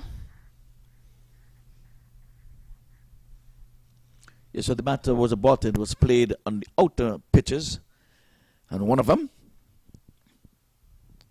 in the air, one bounce to the backward point and can't score. Yes, I remember in the early days of the US Open matches, used to play all over the place. Outside of the ground had 3 pitches. Yeah. 6 games simultaneously used to play. Games over at Brian Piccolo. Remember those days? Yes, of course. So ball swept away nicely here by Kyle Kotzer. Could pick up runs. They're going to come back for 2. 3 at least. And in fact, now they go for the 3rd. So good running here from the pair out in the middle. And with some 20 balls remaining, look at that. It's 118 for 5. Yes, well, they're putting out the boom. They're sweeping well. We would have seen one lovely 6 hit from the sweep shot. And here it is again. He's sweeping for 3. Good running, though, between the sticks. Yeah, the partnership has done well here between Kyle Kotzer and Barrington. It has gone up to some 36 runs. We've seen 4 runs in this over so far from Nikhil Dutta. He has played at the international level. This one in the air. Nikhil Dutta runs back. He will fall in no man's land. And in the end, a single that took a long time to come down. It's 119 on the board, Ivor. Yes, and the long off and long on, they didn't have a chance getting in there. It would have taken probably Usain Bolt to get in there. But well placed. Again, there's nothing that can go wrong when you're batting. The batter will tell you, I calculated that ball could have fallen in no man's land. So the partnership a very healthy 37. We've seen 5 runs in the over. Dutta to Kotzer, pulled into the onside. Can he find the gap? He will not. And it appears Navin Stewart does well to keep the ball in play. That completes over number 17. 17 gone, it's 120 for 5. So now the party overs are here now. We have just 3 overs left, 120. So they're going to really try to get the wheels on. There's a lot of wickets in the hut now. These 2 have done well for themselves. They've stabilized the inning. Only 5 wickets has fallen. And they came quick and in a hurry. But since that, they've stopped the bleeding. Now, it's for them to now finish the job. Any one of these batters you can call a finisher, or would one have to get out to get a known finisher in? Yes, Ivor, 18 balls remaining. And surprising, we haven't seen Gajanan Singh. His first over cost him 8. He picked up a couple of wickets. Very important wickets, that of Simpson and Delray Rollins. 2 big bat. Well, it seems as if Emmett is going to be coming back from the far end. The spin would have done relatively well, but I guess the experience of Emmett has been called upon here now to really get a few wickets and break this partnership. So Florida Scorpions will be hoping that they can get it on here. 18 balls remaining. And we start with a basic count of a run a ball. We'll give them 138. What we have seen in this tournament, the par score is not close to 138. We've seen par score probably 160, 170, Ivor Henry. You've been here from the start. Yes, indeed. So I'm still saying that they're going to get anywhere around 155 to 160. So Riyad Emirates will come in from the far end of the ground. And what we have seen over the course of this tournament, Ivor Henry, because of the angle of the camera, we have a good look at the fast bowlers they're running.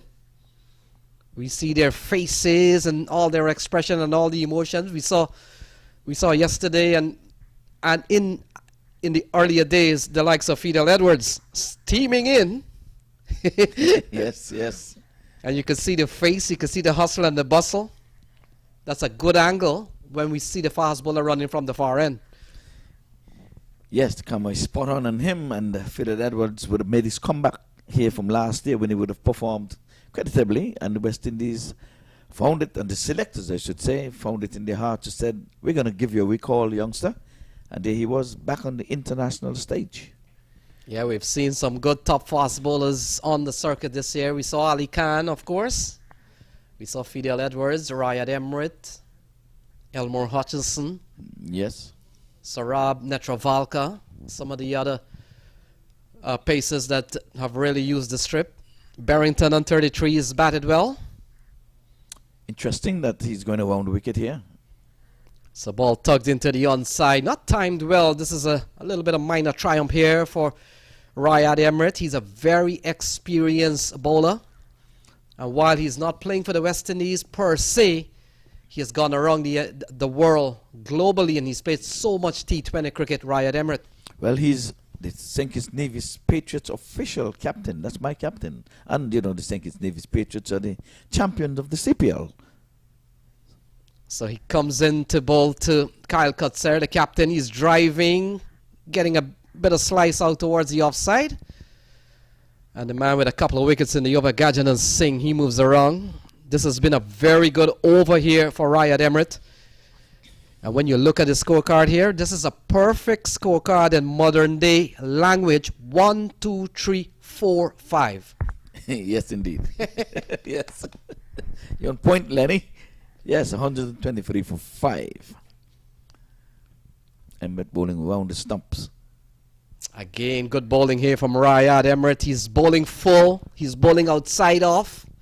And Richie Barrington, probably instead of trying to go maybe through the offside, has trying to tug the ball. That doesn't go well. This is a very good over here from Riyad Emirates. Yes, a dot. 3 singles and a dot. Partnership of 41. And Emirates, like I say, bowling around the wicket. The angle may have caught Kutsia there. Let's see. Outside the off stump, it's a full toss and it goes straight. Oh, that's a bad miss down on the cover sweeper. So that appears to be Carey Pierre. It's been a tidy over so far, but look at that. We'll take a look at that replay. Slashing shot through the offside. And a bit of misfortune here for Carey Pierre.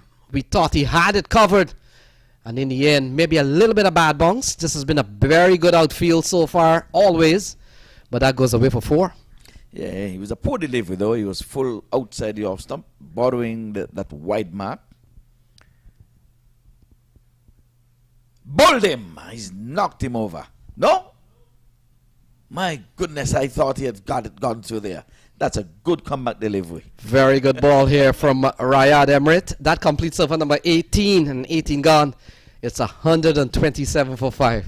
Yes, he came down in the nick of time. I thought I saw that. That was a very, very good delivery. But he came down in the nick of time. Folks, those sticks have to be hit and the baits have to be removed. So I was getting ahead of myself there. It was such a good delivery. But not a bad over in the end. Just 7 coming from it. And that loosener there, that poor delivery that was struck for 4. That too could have been stopped. But it was a bad miss down on the cover boundary by Pierre. But nonetheless, 127 for 5. The partnership is going with leaps and bounds. They're going to need to break this partnership if they need to keep them below the 150 mark. So Nevin Stewart gets over number 19. And will come into bowl to a partnership that has gone up to 45. Very important runs here for the Florida Scorpions. Coming down to the last 12 balls. Well, Stewart is under the pump. His first over was very expensive. He went for 18. That was a long time ago. Oh, this time he's going to go straight down the throat of the man here. And he gets a wicket with a full toss at that. And he's... So Nevin Stewart has broken the partnership. The partnership of 45 comes to an end. Gajanan Singh, well judged catch. Pretty easy in the end. And that's the end of the big partnership between Kyle Kutser and Richie Barrington. Let's take a look at that. Full ball. And Gajanan Singh, he's played top-level cricket to know that's an easy catch by his standard.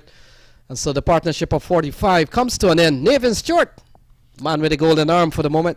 Yes, but those are the catches that Vinod said he takes with his hand tied behind his back, eyes closed. So, yes, so my Vinod standard, that would have been an easy peasy one. So wicket number 6 would have gone 127 for 6. Maybe it's a good time to take a Mad Hatter tea break.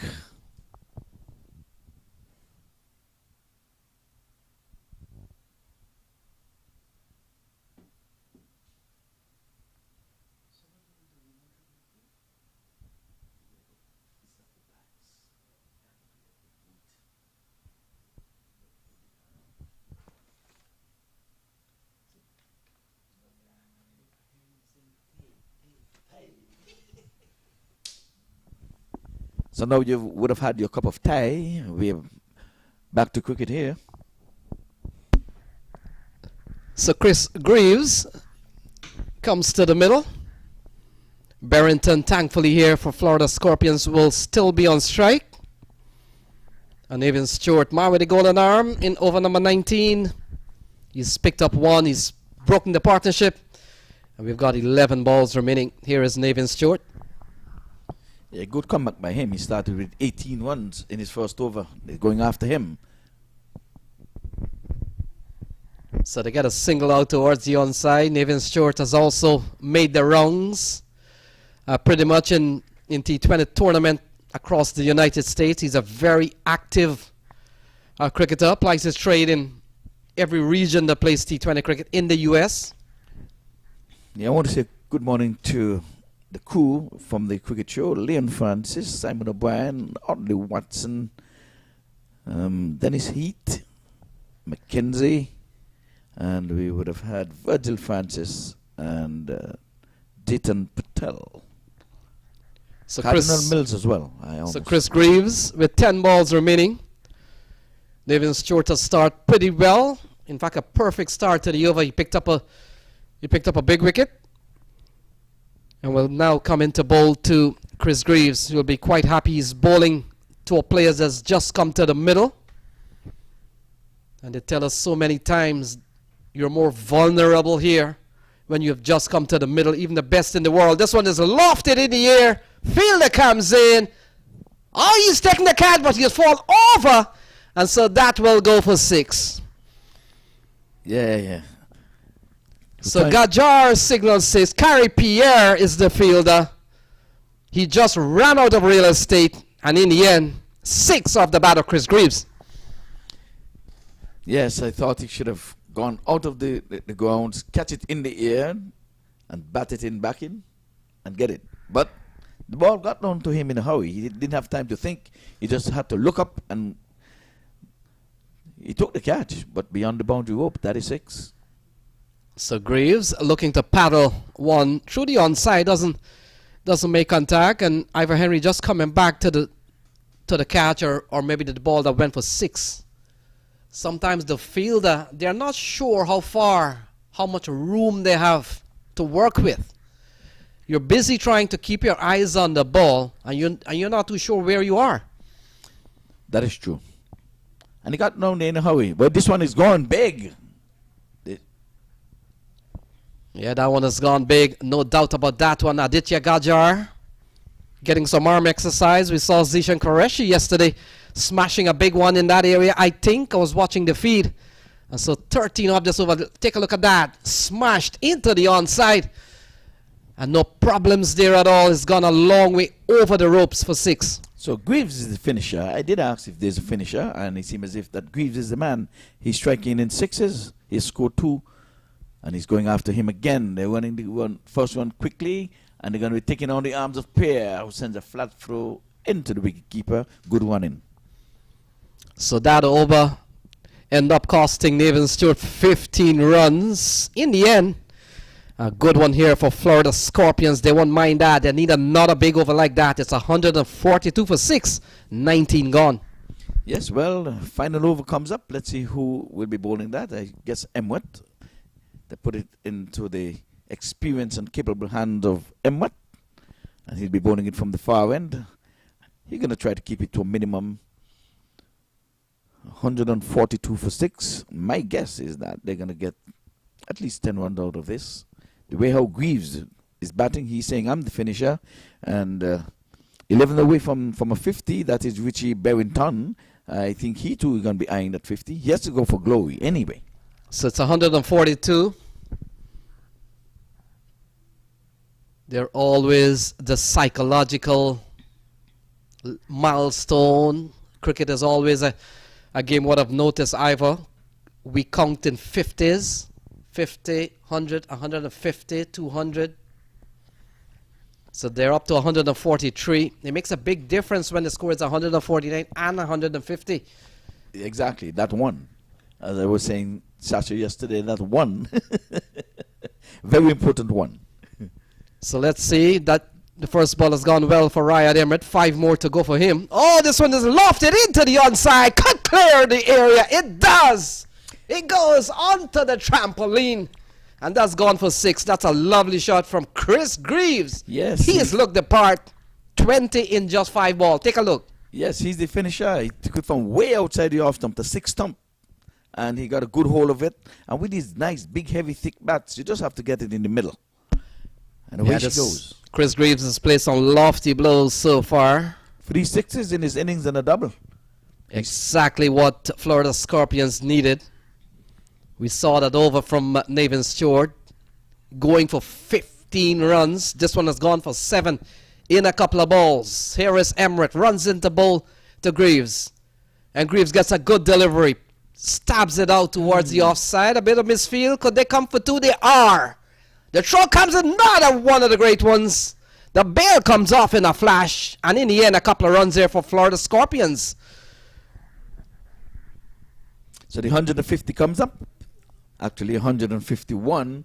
So Greaves is serving up sixes and doubles. Yeah, exciting over so far. So and good running here from Barrington. He knows they need to put Chris Greaves on strike. We've seen 9 in the over so far. 3 more balls remaining. Well, he is on strike.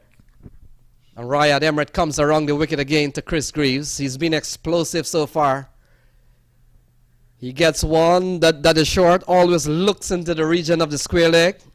Is it too high? Not at all. Well, the square leg would have said it's 1 for the over. He was over the shoulder, outside the off stump. So a dot goes into the scorer's book anyhow. And good reprieve there for Emmet and the Titans. So it's 151. All of a sudden we're beginning to see a more respectable look to the scorecard from the Scorpions. Yes, I did say 155. They have 2 balls in which to get 4 runs. Let's see. And another dot. And the experience of Emmet bowling round the wicket. And the angle is taking the ball away from him. But he did catch up with one. With the one that he pulled for 6, the second delivery.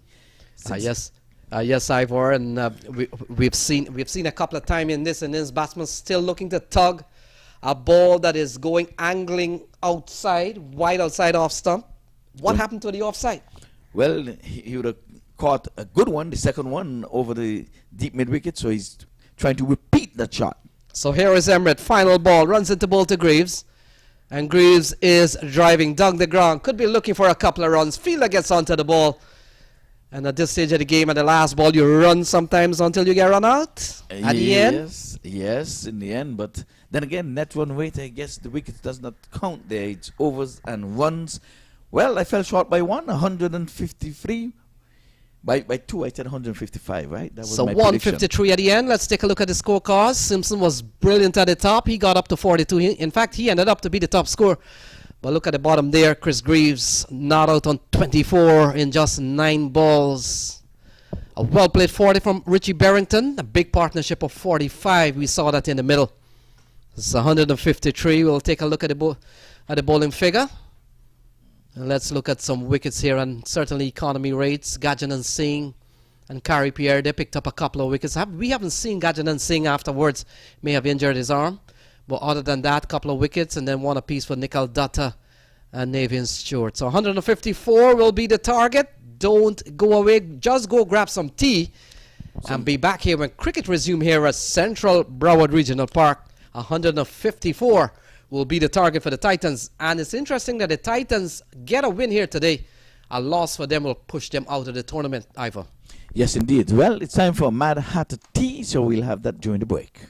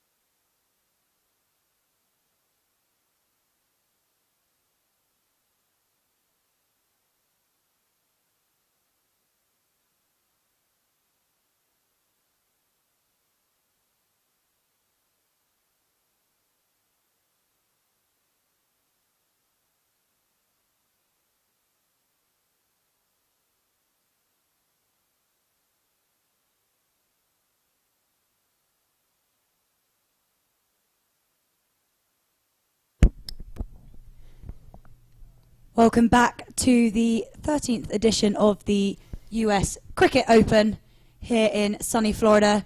I'm here with Lenny, who's flown in this morning and hopefully not too tired from his early morning start.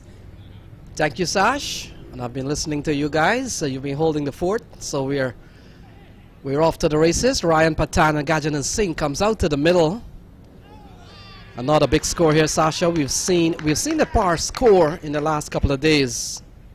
160, 170. It's a 154. Yeah, I would have said that was maybe sort of 10, 15 short of where we want to be, or where they'd want to be.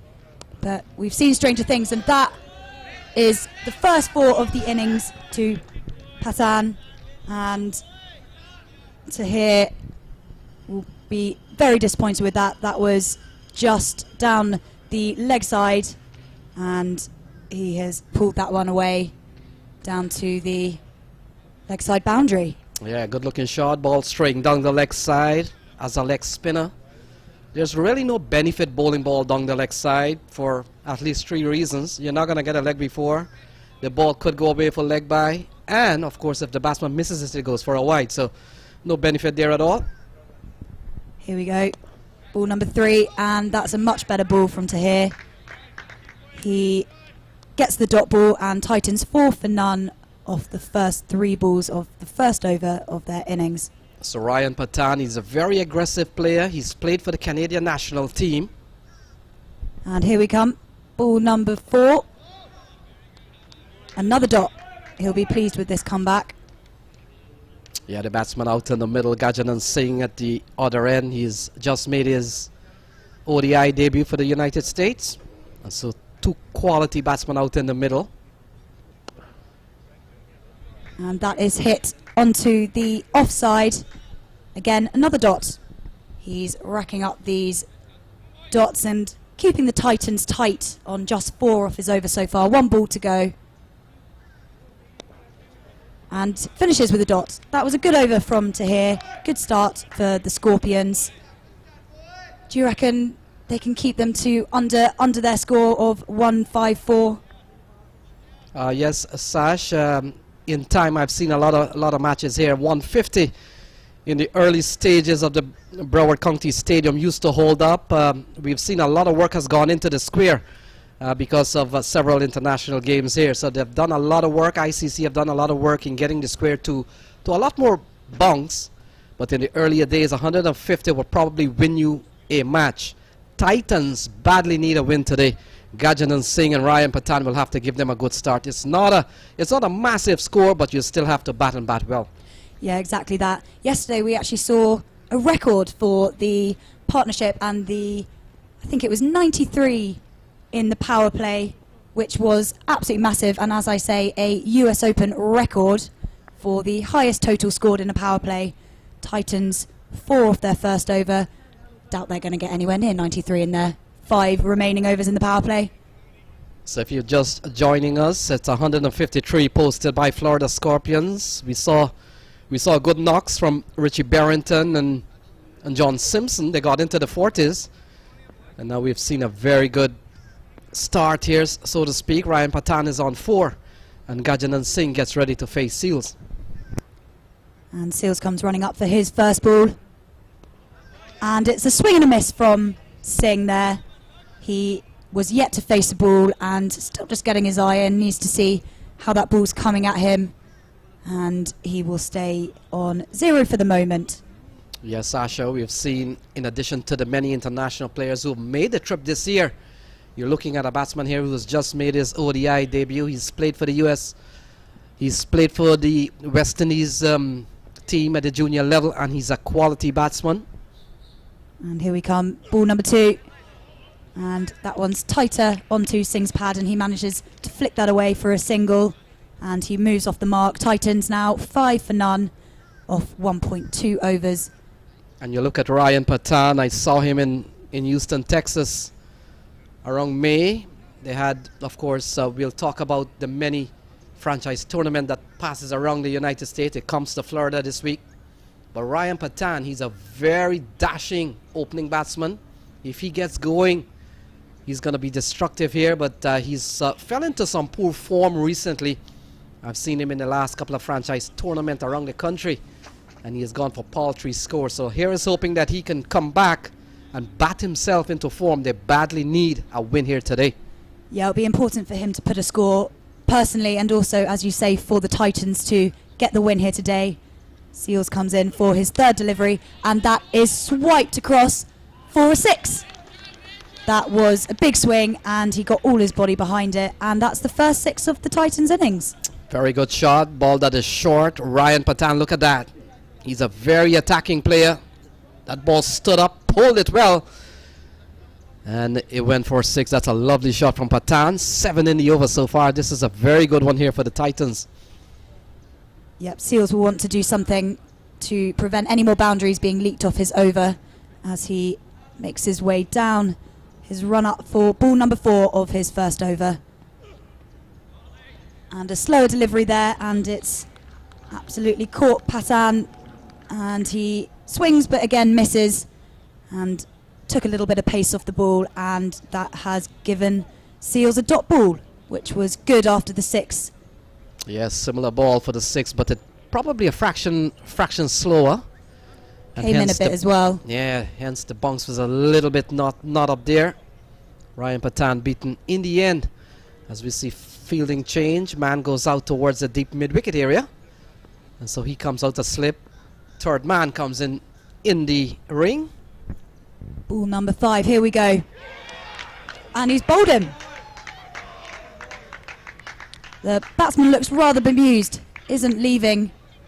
And there we go. He had to just have a little think about it before walking. And Patan goes for 10 off his 9 deliveries. Here we go, replay.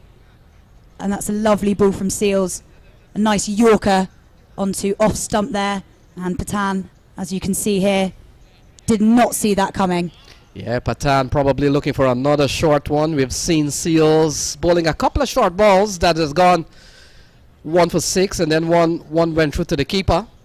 And I think Ryan Patan probably expecting another short delivery. A good response from the fast bowler Seals. In the end, the stumps is knocked back, and more importantly, Sasha, the bails fall off. Exactly right. And Titans go 11 from 1 with 1 ball left in the second over. As you can see on screen, 143 to win off the next 18 overs. And new batsman to the crease is... Thank you, just need a little bit of help sometimes. He comes out from the Texas area. Will be part of the CPL for Barbados Titans 1 year. Wouldn't have played a game, but still experience gain of playing at these top level tournaments. Comes in very handy. So he comes out here with Seals having gone for a 6 and 1.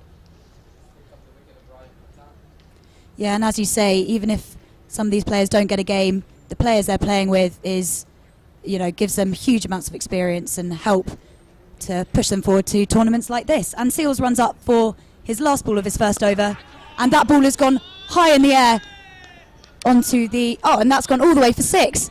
I lost the ball in the clouds there, but that's a lovely shot. And you can see the umpire there raising his hands in the air, and after a fairly tight over from Seals, he's just gone a little bit loose, a little bit too wide, and the new batsman to the crease manages to get that ball away for 6 off his first ball. Brave shot, facing your first ball. Cheyenne is a quality player. Just coming into this tournament, I saw someone posted on social media slammed 100 in his local cricket league. So he comes in to this tournament with some bit of form. He's a quality player. Along with that, and so we'll have to come up with a partnership here. 17 for 1. You look at the scorecard. So the action continues. Yeah, that's going to give Cheyenne a lot of confidence as he moves forward into his personal innings. And we move on to over number 3, 17 for 1 off the first 2 overs. And just a reminder, we are in the power play, which is the first 6 overs of each innings, which means that only 2 fielders are allowed outside the inner ring.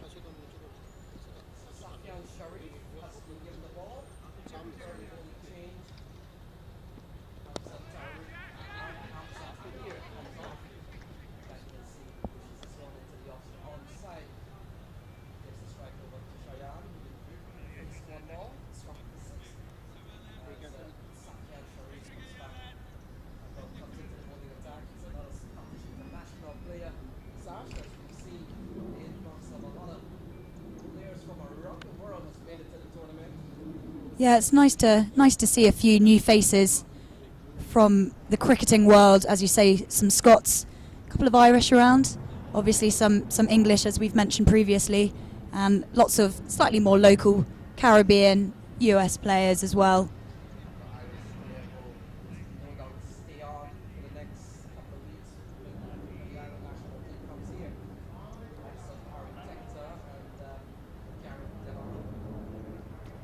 And Sharif in for ball number 2, and that was lovely fielding there down in gully area.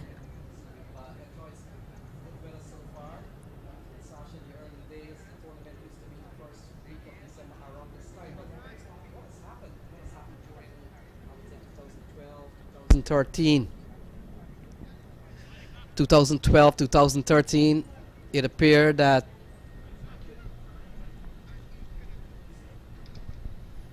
what we have seen as Sharif runs into ball to Cheyenne, he gets a single out towards the onside. And just coming back to the timing of the US Open over the years, they've always used to use the first week in December, but what had happened a few years, it used to rain heavily around that time, and they moved it to the second week in December. But sometimes folks are thinking it was a little too close to Christmas, and so we come back to the first week in December. I think it probably had maybe a couple of bad spells of weather because it's just past hurricane season, if I'm not wrong. And Sharif comes in for ball number 4, and he didn't quite get the line of that right, and that looks like it's going to race down for 4. Yep, that's going to be 4 leg byes, and John Simpson not quite managing to get across. That was wide off Singh's legs. He was never going to get there. And Titans 23 for 1, 2 balls left of the over. Yeah, I was making the point of the benefits of not bowling down the leg side, and one of the things I said, lofted into the offside, a commanding shot here from Gajanan Singh, and it goes inside out, and it goes away for 4. Lovely shot for 4. Yeah, lovely shot for 4. 27 for 1 now, 1 ball left of the third over, and here's the replay. That's a smart looking shot there from Singh, moving on to 6 off 5 deliveries. So this over's gone for 10. Not a good one here from Safyan Sharif. He's played at the international level, but there's something about some of the big players when they come here. We've seen them getting roughed up at times. And Gajanan Singh, he's a quality player. Last ball of the over, and that's hit back onto the offside, and it's going to race for 4. Yes, I think they just couldn't get there in time. As we said earlier, the sun has been baking down on this pitch, making the outfield dry and a little bit quicker than we would have seen earlier today. So 3 overs gone. They're off to a quick start. They're up to 31 for 1. Required rate 7.2. They're doing way better than that. They're going at just over 10 runs on over Sash. They're up to a quick start, 31 for 1. We've seen a couple of good shots here from Gajanan Singh. Proper cricketing shots. Just getting to the pitch of the ball and just lofted it over the infield. And because we're still into the power play, the ball races away for 4, 31 for 1. Yeah, they'll be pleased with this start. Obviously, 1 wicket isn't ideal in the power play, but these 2 batsmen look pretty comfortable at the moment. We've got Cheyenne on 7 and Singh on 10. And partnership moves up to 20, which is looking pretty good at the moment, I'd say. Yes, in the case of Gajanan Singh, he could be one of the players that the US selectors may ask to stay back for the Ireland tour. So you want to get a good feel in the middle. The fact is the games will be played right here. So nothing beats a little knockout in the middle here. And you'll feel satisfied coming into the Irish game, which is not going to be an easy one for the US team. No, you're absolutely right. And Singh will be happy to get a little knock around on this pitch, get a feel for it. And Delray Rawlings into the attack. His first ball goes for nothing. And as you said, at the end of the third over, it was 31 for 1. And Titans are going to look to score here. And that is floated up in the air onto the leg side, but drops just in no man's land. And the fielder comes in to collect it, and they just get the single. So Delray Rawlings, by way of Bermuda, no ball. No ball from umpire Aditya Gajar. He's one of the shortest umpire you'll see around. He's been on this circuit many years, so he signals a free hit. And so we'll have to change that. His score goes up to 33. No ball 1. And Rawlins so doesn't look happy with that decision there. and Gajanan Singh, certainly no fault of his, will be the recipient of this free hit ball. Always a chance to free your arms. Already we saw Gajanan Singh striking the ball well. Well, he'll get an opportunity to swing for the fences here. He's up on 10 and it's 33 for 1. Yeah, it's always exciting to see a free hit. Not for the bowler, I'd imagine, but for everyone watching on MAQTV.com. Here we go. The only way these two can get out is by run out. So let's see what Rawlins can do here.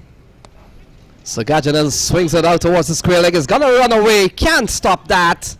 And it goes away for 4. So a bit of a maximum benefit out of that free hit. Should have been a 6 probably, but he got 4. Good looking shot from Gajanan off a free hit. He goes up to 14. Look at that. It's 37 without loss. 37 for 1. Yeah, that's strike rate of 200 now for Singh. He'll be looking to push on now. 37 for 1. 4 balls left of the over. Partnership moves on to 26 runs. And these two are looking pretty comfortable. So Rawlins has given up 6 in the over so far. And the man I was making the point comes out of Bermuda and plays for Sussex in the English county circuit. He's been there for some years and he's a top quality player for Bermuda. Yeah, a bit of a change of scenery from Bermuda to Sussex, I'd imagine. So lofted shot over the infield, racing up towards the mid-off boundary. Seals is the man. And they come back for a couple of runs. Gajanan Singh continues to bat quite fluently. Look at that. He's gone up to 16 from just 10 balls. Yeah, that's lovely. Lovely to watch. And as we said, he'll be wanting to stay there for a long time. See his team through for the win, if he can. And Rawlins back into the attack. And that's just flicked away onto the leg side. And they'll just get a single here. And Titans move on to 40 for 1. And 1 ball left of Rawlins over. He's gone for 9 so far. Yes, Sasha, we were making the point if out of these two teams playing out here in the middle, if one team that badly needs a win to stay in contention of a chance to probably get onto the playoff is the Titans. They badly need a win today. A loss for them will just put them out of the tournament. This one is worked into the onside. A scamper through for what would have been a bit of a rush, but in the end, Seals does not pick up. And another run on the scorecard is 41 for 1 at the end of 4. I think now would be a good time to take a Mad Hatter tea break. We'll be back shortly.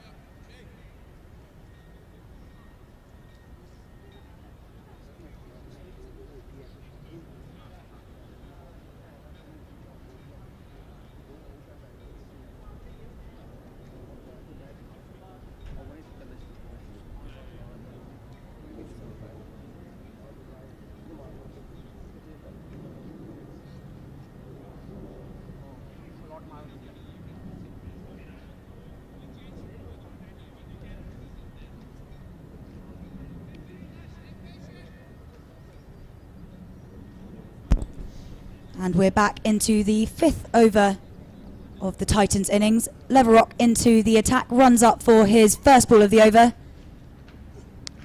And that looked like a wide ball, but Cheyenne has got hold of all of that, and that has gone for 4. Yeah, sliding down the leg side. You'll see the replay. Easy picking here for Cheyenne. Look at that. Yeah, that was lofted down the leg side, and it goes away for 4. Lovely shot in the end. And it's 45, Sash. Yeah, close to being a no ball. It wasn't too far away around waist height, but he's got away with it, and he will move on to 13 off 7. So Kemal Leverrock comes out of Bermuda. Not too sure if you recall, several years ago in the 2007 World Cup. Here we go, Leverrock into the attack. Ball number 2, and again pushed onto the leg side, and they'll just get a comfortable single there. The big man, we saw Dwayne Leverock, who took an amazing catch. It was quite an event for Bermuda and around the world. Yeah, we felt that tremor back in London. It was an epic catch in the slips, and when I saw the name Leverock, it did bring back some fabulous memories. Well, Kemal Leverock is related to Dwayne, so the Leverock clan and certainly the Leverock descendants continue to play well. But we've seen a good batting performance here from Gajanan Singh and Cheyenne. Yeah, here we come. Ball number 3, sorry, and that's a better ball. Came back into Singh, and they just scampered through for another single. So we saw the batting from the Titans may have let them down. I saw one night they got 139, and then another night they got 154. Just not enough. You could have probably been a little forgiving that they lost to Samp Army. That's a powerful team, but to lose to Punjab Blues, they should have. But in the end, they have a game here on their hands. Exactly. Ball number 4 here from Leverock, and that came up and has gone through 2 fielders and is racing away to the boundary, but is going to be stopped. That's quick running there from the Scorpions, who gets it back to the keeper, and they just managed to get the 2 runs there. He managed to save the 4, so his team will be really pleased with that. Couple of good shot, couple of good runs there from Cheyenne. Picked up a couple of runs. Nice guided shot, beating the man there. 105 to win off 92 balls.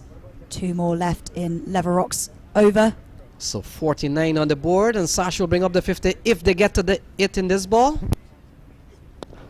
And they are going to. That's a lovely shot down to mid-on boundary, and another 4 to Cheyenne. And as you said, the 50 is up for the Titans, 53-4-1. Yeah, he's really freed himself. Cheyenne is really expressing himself. Look at that, straight down the ground, not a man move, just to retrieve the ball, and they go quickly up to 53. So essentially they're going at almost 11 runs and over, Sash. The asking rate is 6.6, way ahead of what is required. This is good batting from Cheyenne and Gajanan Singh. Yeah, the Scorpions are going to have to do something about this now, break the partnership, get a wicket. And Leverock in for his last ball of the over. Let's see what he can do here. And that's going to be a wide. Easy call from the umpire there, as you said, down the leg side. So one of the modern regulation rule, as we see umpire Avik signaling a wide, some arm exercise. One of the modern playing conditions rule is that any ball that slides down the leg side in white ball cricket should be called a wide.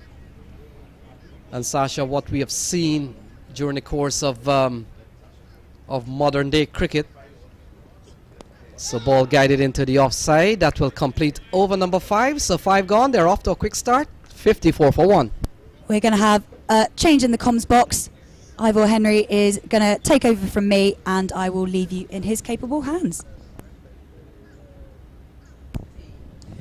Yeah, I had a cup of tea. Of course, we had my Mad Hatter tea. So,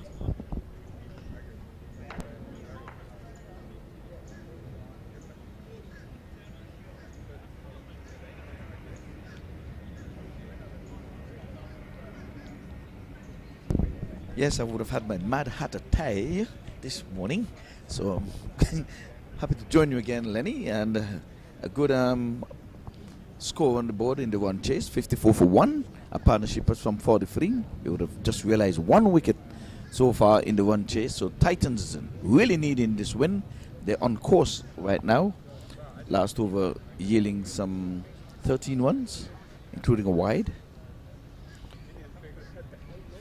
We're bathed in sunshine here. Welcome to South Florida for all of the visitors, including Lenny, who got in via the Hollywood Fort Lauderdale Airport this morning. Had a nice flight.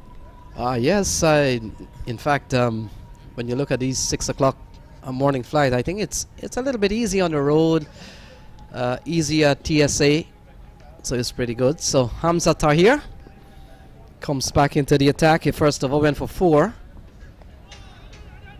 And ball swatted out towards the onside. Can't score. Gajanan Singh. They're off to a good start here, Ivor Henry. Yes, indeed. He's doing some sweeping, but man up in the short, fine leg, making sure he didn't get beyond him. So a dot, which is needed here. Better yet, if it's a wicket.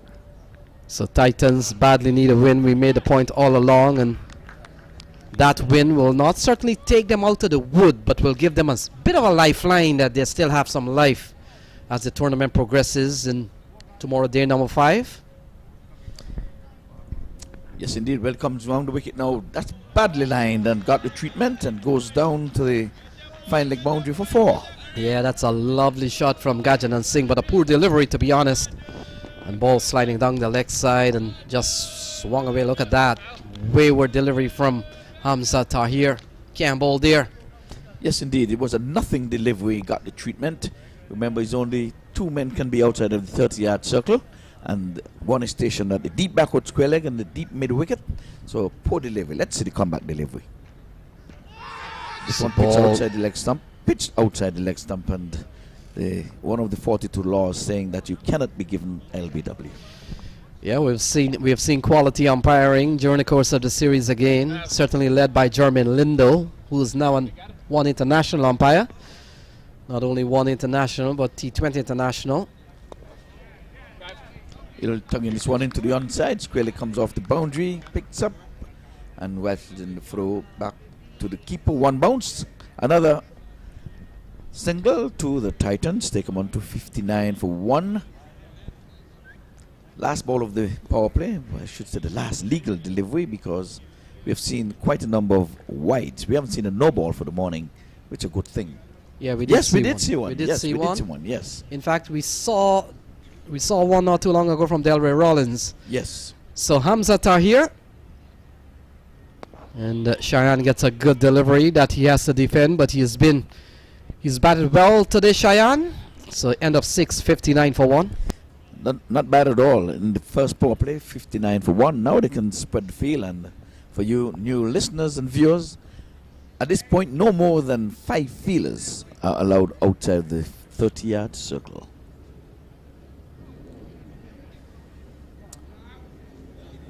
There was a wide shot of the stadium. And we're going to be having some first-class matches coming up in terms of 50 overs and 20 overs coming up. USA comes up against the Irish.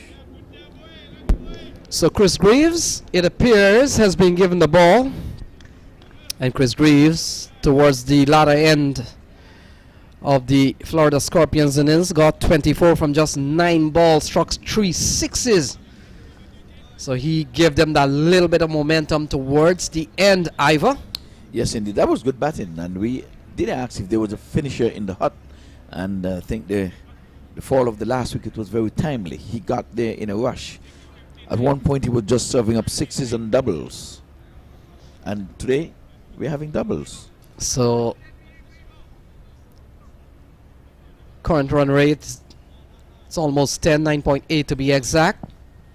And we'll come into ball to Gajanan Singh. Singh has batted well, Cheyenne has batted well, and they've posted 59 so far. They're chasing 154.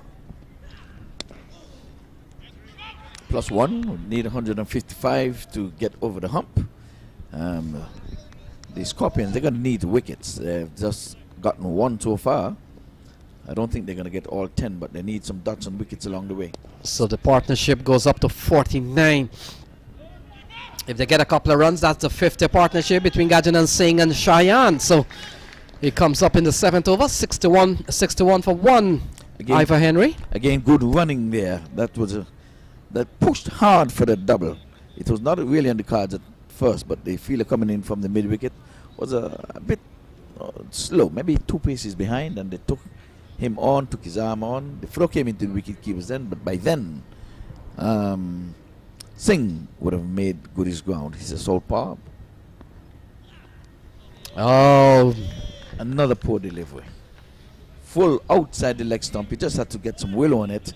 It was not high enough to be called a no ball, but it was poorly lined, badly lined, over pitch. He just needed to just put it in no man's land. He got the boundary for it. 65 for 1. Oh yeah, the line has been very, very wrong here from Florida Scorpions. It appears from what we have seen here, Ivor Henry, every time the ball goes down the leg side, Cheyenne and Gajanan Singh has really capitalized.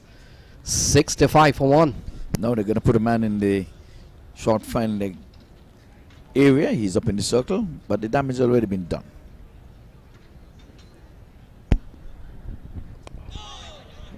So good running.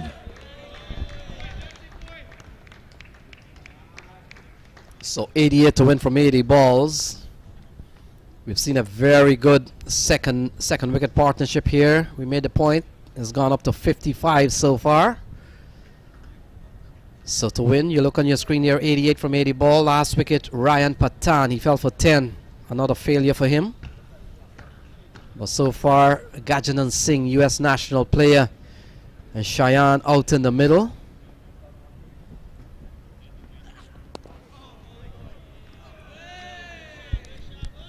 And 154 posted by Florida Scorpions. We made a point, Ivor. 160, 170 seems to be the par score from the couple of days of play. What do you think? Yes, they're right on par. It's a lovely drive. Beats the extra cover, but there's coverage in the deep as they're going to just amble through for a single.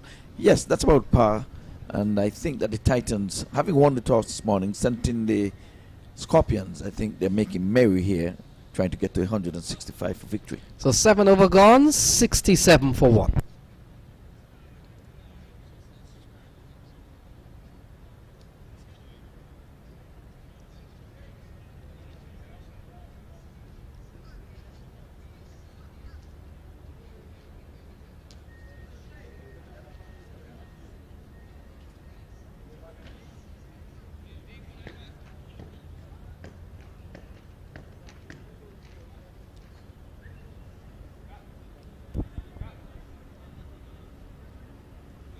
Well, Cheyenne would be on strike. He's going at a good clip, 21 from 14.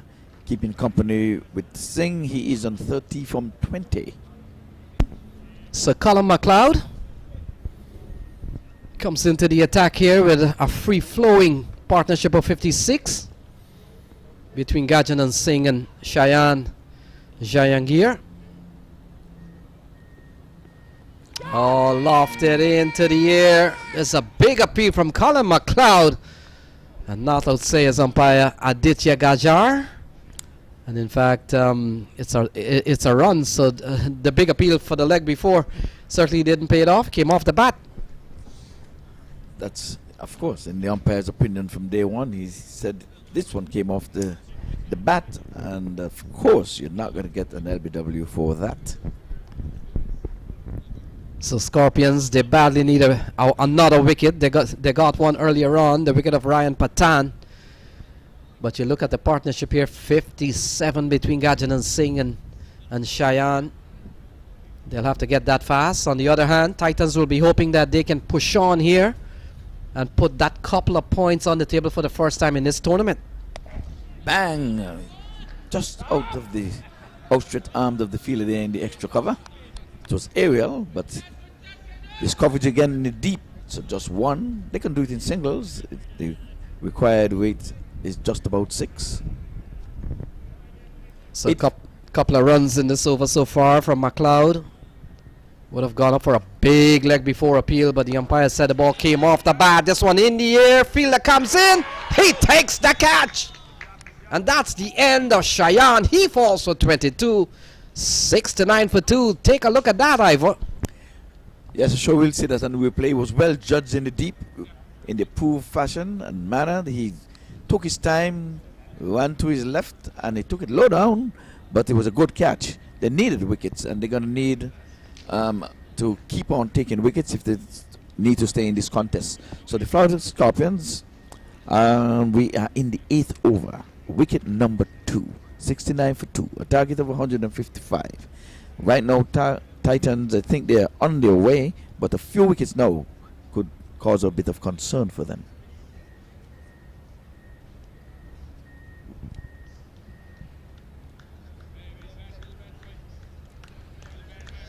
So McLeod reaps a bit of success. And you know, we've seen a few bowlers bowling the first over, which struck blood in the first over.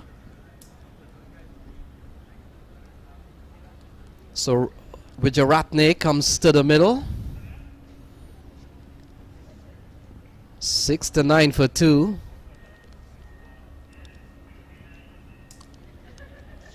And Ivor Henry, the next match coming up is US All-Stars. Well, they would have lost, I think yesterday they went down fighting. And so they'll come up against NDCC Mace Royals. That's the next game following this one. So lots of cricket left in the day's play. This is only game number 1. Yes, all of 3 games slated for today. We have some heavy clouds, dark clouds overhead, but let's hope that it go away. The field is bathed in sunshine right now, but like I said, there's some dark clouds. There's nothing in the west and nothing in the east. They're just hanging overhead, and there's a loud appeal from the wicketkeeper. But let's see. And again, some willow got onto the leather, and they keep appealing. So yeah, we've seen that in this over. Couple of times they're appealing for ball that the umpires rule that has come off the bat. 70 for 2. Is that desperation for wickets? This time he's playing this one off the inner portion of the bat. He got the single. It was not the intended place he wanted to put it, but he got the single nonetheless. So Wijaratne comes out to the middle. He has represented the Canada national team at some point. And now he comes in here with Gajanan Singh on 32. Well set, Gajanan Singh. Well, Singh is the set batsman, and I'm sure that he's going to want to be there to the end. This time he's playing one down the leg side, another appeal. So we have seen 3 appeals in this over for leg before. 2 of them ruled that the ball would have come off the bat, and this one, nothing happens. So that ends over number 8, 71 for 2, and then 83 from 72 balls.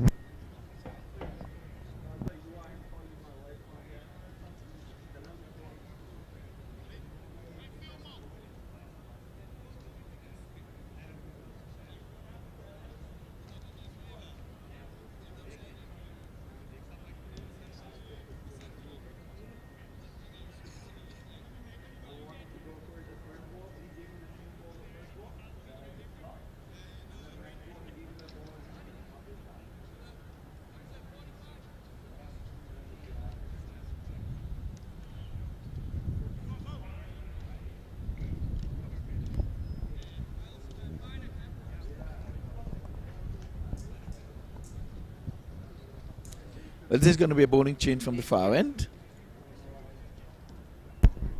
Yeah, it looks like Stephen Malani will confirm that with our scoring crew, who's done a tremendous job this year again.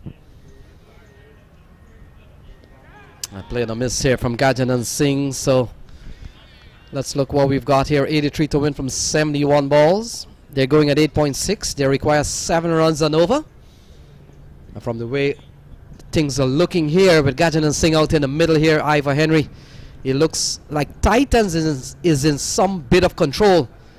But we've seen T20 matches and win, all that can change in the space of a couple of balls. That is true, because it was just hovering around 6 runs and over, but now it's gone up to 7. So the bowlers now are coming back into their own, and with that wicket, I think it's cause for concern for the Titans. And the fact is, Gajanan Singh is going to be a key man here. The longer he stays out in the middle, Titans will feel secure that not only Gajanan has gotten among the runs already, but they know he's a quality player and can bring it home. They badly need a win here today. Well, that comes first. They need a win, and then they'll think about net run rate. He's stroking this one nicely out to long off, and the ambles through for a single. So Wijaratne, he has not been among the runs in this series so far. He's a quality player, and he's that type of player. Ivor Henry would probably tap the ball into spaces and look for the odd boundaries here and there, but he's not an explosive player. And so watch for him to just maneuver the ball in spaces, and nothing wrong with that. We've seen batsmen at the international level have successful T20 career with not bashing the ball all over the field. Well, that's what's required at this point. They just need just over 7 runs and over. So if he can do exactly what you're saying that he's capable of, then there's no need to worry. This time he's, like you said, he's tucked it into the onside for a single. Once they keep the scoreboard ticking, I think they should be home on a canter. Yeah, a couple of Sri Lankan players certainly comes to mind when you when you think of Canadian cricket, Ravindra Gunasakera, another player who would have played national cricket for Canada. So Gajanan Singh comes back into strike. This over's been a very good one here from Stephen Malani. Look at that. He's only given up 3 runs in the over. This has been a tidy one from Stephen. And so 9 gone is 74 for 2. Yeah, I think they're trying to rebuild here, having lost that last wicket. And 3 singles. So he started really good. A hat-trick of dots and a hat-trick of ones. So 74 for 2.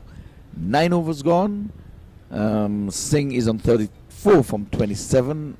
And Wijeratne is on 2 from 3. So 80 runs from 66 balls. The fielding team will be quite happy to know that there are more runs than deliveries to be bowled. So that's one of the advantage they have. The fact is they're bowling to a well-set batsman in Gajanan Singh. And we all know, Ivor, when you get rid of these well-set batsmen, the game plays a little bit different. Oh, into the offside. Fielder will come around. They could be coming for 2. They touch and turn, and a couple of good runs there from Gajanan Singh. He continues to bat well. Yeah, that was a good stroke. He just got it over the infield, placed it well. There's a wide long off, but he placed it over the extra cover and earned himself 2 runs. That was well placed. So we are in over number 10. McLeod is the bowler. And what we have seen, a cutaway. That's a lovely shot. Will race towards the backward point boundary. And it crosses the rope. That's elegant from Gajanan Singh. Look at that. Lovely shot for 4. That's a class shot. He had everything right in it, outside the off stump. And look at that. The ball races across this fast outfield. That's the replay. Yeah, short and given a lot of width here from Colin McLeod. Poor delivery. And Ivor, what we have seen from the Florida Scorpions, we know they're a good batting team, but their bowling, at least in this game, hasn't looked too penetrative and certainly not too tight at all. Yes, well, already they would have undone the last over when only 3 runs came from it. And they would have gone some 7 runs from just these, 2 delivers. And here is where Wijeratne will have the freedom and liberty to play his natural game, and that is to just rotate the scorecard. He comes down the track, not looking for elevation. He's not a batsman that looks for much of elevation when he plays, and he gets a single and bring Gajanan Singh back on strike. So this game, the nature of this game and the way this game is set up here could suit the batting style of Wijeratne. Exactly. They're rotating the strike nicely, and that's what it's called for right now. Here it is again. Trying not to get a dot into the scorer's book. The left-right combination is keeping them busy, keeping them thinking. So this is going to be the last delivery of the 10th over. And Lenny, I think we'll be taking our leave just after this delivery. We're going to have Vinod and Sasha will be coming back into the com box. At the end of 10, it's going to be 84 for the loss of some 2 wickets. We're at the halfway stage in terms of... Okay, so Vinod is not going to be taking the chair, so we'll see who it is. But Sasha is here for sure. Hello everyone, yes, I am back, and I am going to be joined by Hamad Malik. Hello, how are you doing today? I'm good, how are you, Sasha? Yeah, very well, thank you. We've been enjoying lots of cracking cricket here at this lovely ground here in Miami, but it would be great to talk to you about your experience here at this lovely ground. Yes, 3 months ago we had Legends World Cup, and I played for US All-Stars, and interestingly I scored the first 50 of that tournament, which is a record, against India. And you know how we have rivalry with India and Pakistan. Of course. So it was a good feeling. I'm sure. Achieving that, even though we lost the match, but it was fun to play against them. And that is a lovely shot here, and that has been flicked down onto the leg side boundary, 4-4. And that was not the best delivery, right on his pads, and that has been dispatched for a lovely 4. But back to your 50, as much as that was a lovely shot, I think we need to talk about the 2 big sixes that you hit. Talk me through them. Yes, it was almost maybe 10th or 11th over, and MAQ was not very happy. I was just trying to stick around and set up a base so we have a good base, and then we can hit at the end when we have so many players left and waiting to come in. But anyway, so then he said, oh, you need to hit, why are you stopping? And I said, okay. So I started hitting. So we had a very good batsman bowler from New Jersey. So he was bowling. First ball I hit 6 and the second 2. And after the match in the evening we were together at the dinner, and he said all over New Jersey he's been kind of cussed around because he got so many WhatsApp messages from his friends who play cricket with him that how come you had 2 sixes consecutive by me. So I mean, Sounds like a lovely time here at the ground for you.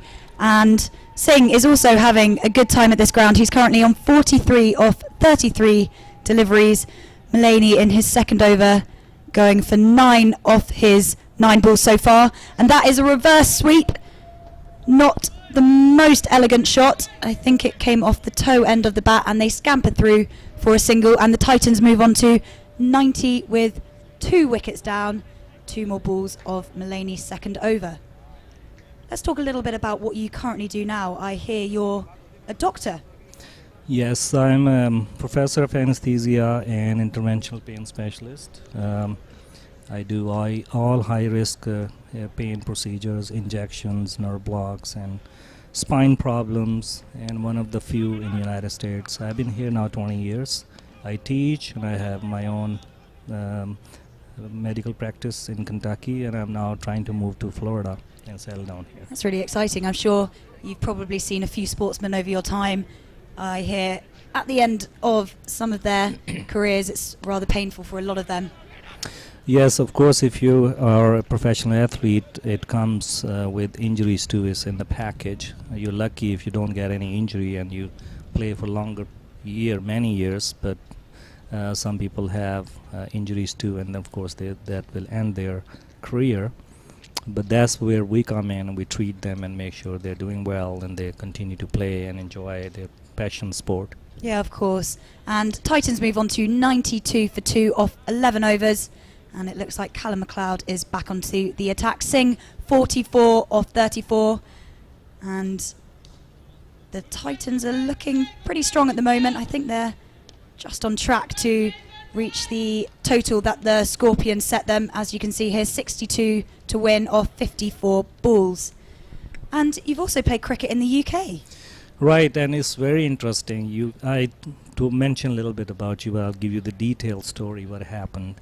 I moved to England to become a surgeon because when I did my MD degree in Pakistan, my brother was in Newcastle upon time, and he said, okay, come on over, study, pass your exam and start working here. So I had a free lodging. That was the reason I went to Newcastle straight away. And then summer started and I went to London, and I was attending a course to have some study about for my exam. And summer, when I feel like sunshine, I went out and there was a pub team in Brixton next to Old Cricket Ground, and there were some African American guys sitting there. Brixton all populated with those. And I said, you have a cricket team here? They say, yes, we have a pub team. And I said, I play first class cricket in Pakistan, so can you put me in the team? He said, okay, give me 2 quids, which is £2 pounds, a contribution fee to get a ball and book the pitch and all that. I said, okay. So they had a match next day against King's College Hospital. And it was like cloudy, a little bit of rain overnight, pitch was a little wet, and nobody wants to open the innings because they had a South African bowler standing there 25 yards start and really fast. And they said, oh, you open, why don't you go and open? So in you go. Yeah, I went in and they gave me the pads, and of course they are big people, big guys, and they were all to I did not need a thigh guard. And then heavy bats, I did not have anything I brought from Pakistan, because the reason I came here to UK was to study and become a doctor and work there. So I hit 183 runs, 18 sixes. It was 60 over match. 35 overs I got out, and when I came out, they were upset with me. Said, "Oh Making it look man, too easy." yeah." They said, "Oh man, you stayed there so long, I didn't get a turn. Give my bat back. Give my gloves back." So we won the match. So interestingly, after the match finished, a professor, old professor, came to me and said, "What are you doing here?" I said, "I'm trying to pass the exam to work here as a physician." He said, "You want to do anesthesia?" Because I'm a chairman of anesthesia department. I said, "In King's Hospital." I said, "Sure." So 3 months later, I passed the exam. I called him, and he upgraded me one level from the starting position for any new doctor in United Kingdom, senior house officer. So first day of my work, I went into work, and he asked me to come and sit with me in his office. He was the director and chairman, and England, Pakistan were playing, and all day he was asking me, "Okay, how Miyadad plays, how Seaman plays," like that. So all the doctors, my colleagues, hated me for first week. Yeah, I can imagine. And that is a lovely shot for four. Fielders on the boundary couldn't quite make it. The Titans move up to 100 for 2. One ball left of Chris Greaves' over. He's been really tight, just singles coming from it until that last ball going for 4. And here he comes in for his last ball, which again is hit onto the offside for another dot. And after 12 overs, it's 100 for 2. You mentioned that you have played first-class cricket in Pakistan. Tell us a little bit about that. So in the beginning, I was in high school. I played cricket and soccer. Then there were under-16 trials, and I went there. And then I selected for Lahore City Cricket Association team in Lahore, which is a big thing because there's so much competition. And then my name was in Wills Cup with Ramiz Raja later on, and then I played there. Veterans Trophy, which is a Division 2, like first-class cricket for Lahore. And then I got selected for under-19 team, and there was a tour going on in India, against India, in India. So my father didn't let me go. He said, "No, you're not going, because once you become cricketer, you're not going to study. And if you become a doctor, you can make money all your life." So now I feel like he was right, because, cricket stay in the team is very hard work. Yeah, and as you said, you're still playing cricket to this day. Only 2 months ago, scoring 2 huge sixes here at the Broward County Park, where we are seeing Rawlins coming back into the attack, 10 off his first over.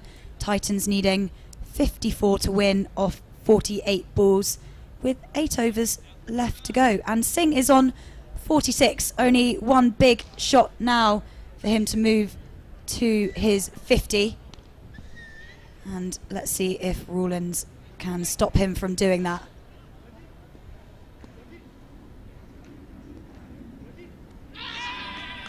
And that one is right on the pads of Singh, and they scamper away for 1, note 2. Bit of a misfield down here in the deep, but he manages to stop the boundary, and as I said, just the 2 coming from it, and the umpire is signalling leg byes, so they won't go to Singh, but they do go to the Titans, who move on to 102 for 2. You mentioned you've been keeping an eye on the cricket here. Has anyone impressed you in particular? Since I've been here last 20 years, there's a lot of talent I've seen, but now the cricket has grown so much in the United States, and I think it's time to have international cricket to come over here. I think next T20 World Cup men's would be probably here in West Indies, which is a big achievement for the United States. But there's a lot of talent coming in. I see at in Florida, in Chicago, the youngsters, but I don't see them in many, American people are playing cricket. It's more Indian, Pakistani, Sri Lankan background. Their kids are coming in, and there's some academies too, but I wish if our local American people play, that'll be interesting to see, in the future, that we have United States team with more people from local. Yeah, I think you're right. And tournaments like this are a great place for more locals to get involved. And that last ball by Singh brings him up to his 50 off 40 balls, and he scampers through just for another single, so he moves on to 51 off 41 balls, and Titans 107 for 2 balls left of the over. Do you reckon Titans can do this? I think it should be easy because there are a lot of wickets to go to the matches. I would say that they should win. Yeah, 47 off 44. You'd like to think that these guys are on track to get the win here today, and they'll be really wanting the win today. True. I think if they continue to take singles and here and there boundaries, they should be able to.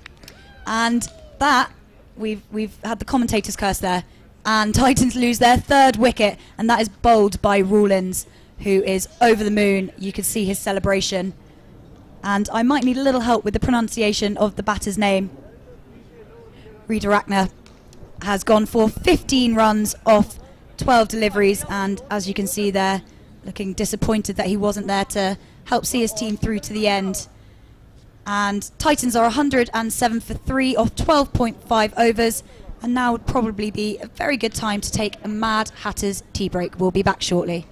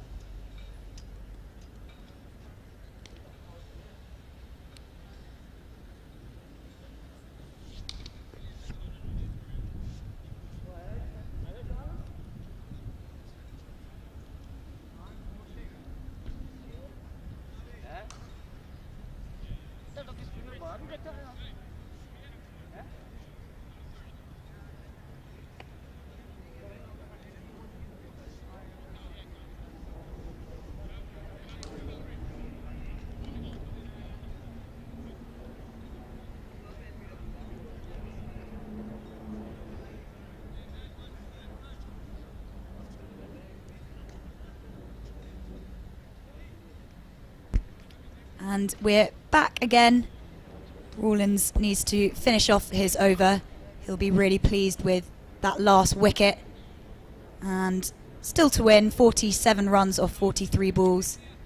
And we wait to see who the new batsman at the crease is. Scoreboard. There we go. Kashif Ali to the crease. And will face Rawlins' last ball, which was right on his legs and is pushed down to the leg side. Fielder does well to stop the 2. They get 1 off Rawlins' last ball. He's gone for 16 runs off his 2 over, and of course got that last wicket, which he'll be really pleased with. Titans 108 for 3 off 13 overs. Target 155. How many overs do you reckon it's going to take them to get that total? I guess it's going to go right at maybe 19th or 20th over. Yeah, we've seen that more than often. Sometimes these kind of chases take a little bit longer than you might think originally, but they're looking good at the moment, and Ali off the mark with his first delivery. So it'd be good to know more about what cricket you've done in the UK. We spoke about your first match down in Brixton, which obviously went exactly to plan, but I know you've played all over the UK. Correct. And then what happened was that I played for King's College for a year, so then you have to change your jobs every 6 months to a year if you're a foreign doctor. And then I moved to Birmingham. It was very nice, Medic Cricket Club, and we played there 1 year. Mushtaq Ahmed, the old Pakistani cricket test player, he was the coach there. And this Moeen Ali and the what's the name, other leg spinner, googly bowler playing currently, they're from the same area, Birmingham. And then I moved to Cardiff. And in Cardiff, Waqar Yunus just finished his contract. The Andy Gibbs, they signed up, and me for the county seconds, and Andy Gibbs was the main professional player. Being a physician, I could not play full-time for Glamorgan County. So I was part-time, that's why I was coaching seconds. And Matthew Maynard, Robert Croft, they were all on we used to coach them in the nets in Cardiff. And first year of my being there, I was the best batsman of the league, 1,500 runs, and then MVP as well. Yeah, sounds like you put all the locals to shame over there. And interestingly, from there, then I moved to Scotland, Glasgow. I played there for 6 months, and then I moved to Dublin, Ireland. And the current there test ground in Dublin, that's where I scored 123. And there were no sixes in there, all fours. And won the cricket tournament final. It was a final, 4 wickets and 123 not out. And that was one of the memorable match I played in Dublin. Yeah, it sounds like you've really been making your way around the UK over the last few years or so. Yeah, I moved from south to north and then to Dublin, and then I came all the way here. And that's well stopped on the boundary ropes. And he'll be really pleased with that. Chris Greaves has bowled a really tight over. Just 5 coming from it. All ones and that 2 on the last ball. Titans move on to 113 for 3. And there you go. Replay on the screen now. It was swiped away, but well fielded by number 89 of the Scorpions. Chris Greaves, 3 overs for 21. It's not too bad at this stage of the game. And Titans 113 for 3. And Sasha, I'm really impressed by your cricketing sense and also how you judge and analyze the batsman and bowler. So what's your background? Well, I've always had to watch cricket. My dad and my brother are slightly obsessed, and both of them play regularly back in the UK. My dad is chairman of his local village team, which he's exceptionally proud of. We'll have to get some of you to come over and play at some point, I'm sure. And my brother is a cricket agent and also plays for the MCC. So I've grown up in a cricketing family. I only played very briefly at university, more for fun than anything serious, but I have loved cricket from a young age and have always wanted to be able to talk about it freely, and so commentary seemed like a pretty good place to go. Otherwise I just sit and bore my friends in front of the TV, which I'm sure they don't enjoy as much as hopefully some of you guys listening in do. And that's one part of it. Now, did you play cricket yourself? Yeah, just very briefly. Very briefly. And as I say, it was nothing to write home about, but it was good fun, and I met some lovely people. And I actually was at university up in Newcastle, which you mentioned you'd been thereabouts, and it was very cold, so the cricket was, even in the summer, it was definitely jumpers and leggings occasionally, so it probably wasn't the best conditions for the game. And that is a lovely shot. I believe that has gone for a maximum. Yes, as you can see, umpires raising both hands, and Singh 60 runs now off 44 deliveries. Let's watch that again. That was a lovely shot. That was just a flick of the wrists, and there wasn't anything that the fielders could do to stop that going for a maximum. Seven off the over so far, and Rawlins comes in again. That one on the pads, and quick fielding, threw it into John Simpson, who is keeping for the Scorpions, but it was quick running between the wickets between these two. And Kasif Ali back on strike. He's 4 off 7 so far. Repeat, Titans are 121 for 3. 2 more balls left of this over. They are currently scoring at 8.2 an over and only need to get 6.2 per over, so they're way ahead of the mark at the moment. I think they're doing well. I mean, they're playing very sensibly, singles, and whenever they can get one boundary here and there, they keep their wickets intact. I'm expecting they should win. Yeah, I agree with you here.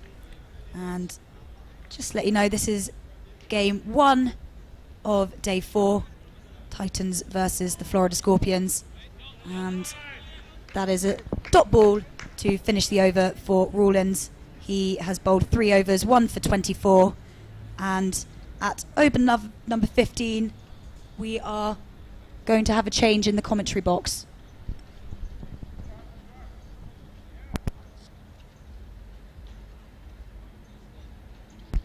time to have a Mad Hatter tea break. We will see you shortly.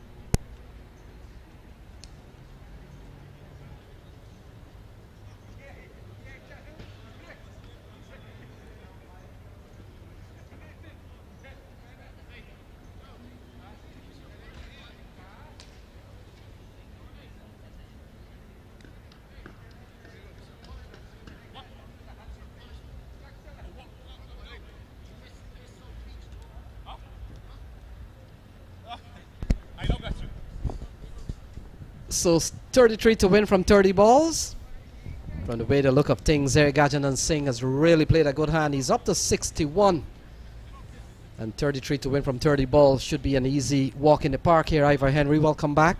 Yes, easy peasy. That's going to be a stroll in the park on a Sunday afternoon.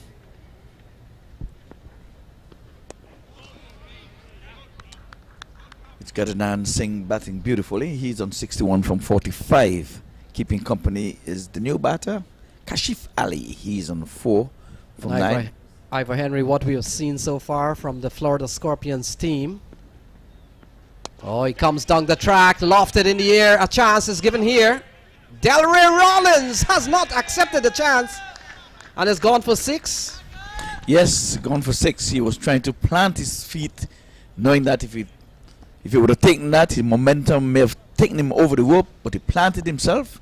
But then he bounced off of his fingers and went over the goal post. So Rollins did have some room to play with, and that is a badly missed drop chance. Not only dropping the catch, but parried the ball away for 6. And Gajanan Singh continues to live. He picks up another couple of runs here, and he will now go up to 69. So he's batted well. It's 129 for 3, and so 25 to win from 27 balls.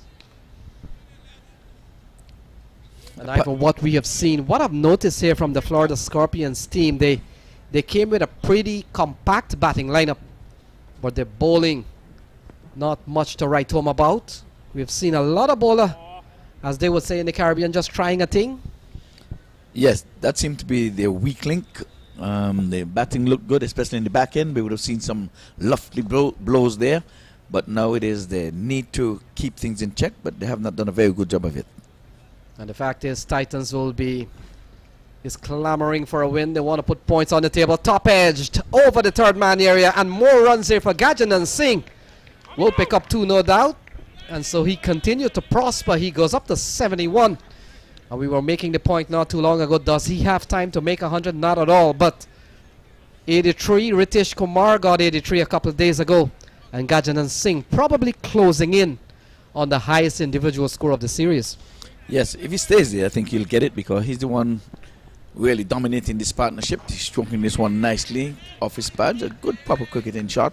And you said it earlier, there's no need to go gung-ho like when 20 cricket started. It seemed as if he was just smash and go.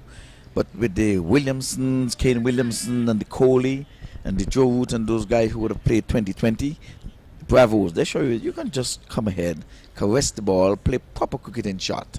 Yes, Ivor, and we saw the innings played by Wijaratne. One that suited his character and style, just to tap the ball into spaces. So 16 overs gone, it's 134 for 3, with Titans needing 20 runs from the next 24 balls. Easy peasy, I said. Easy peasy. This is day 4 of this competition, and this is the first game, 1 of 3. And we're going to be in for the long haul, so to all the viewers, we're going to give you a big shout out. Stay with MAQTV.com, but don't be selfish. Go ahead and spread the word. Let them know that they can accompany you looking at the MAQ TV all day long. There's always cricket on there, but what you're seeing here, it is live cricket coming to you from the Broward County Stadium here in the beautiful city of Lauderhill.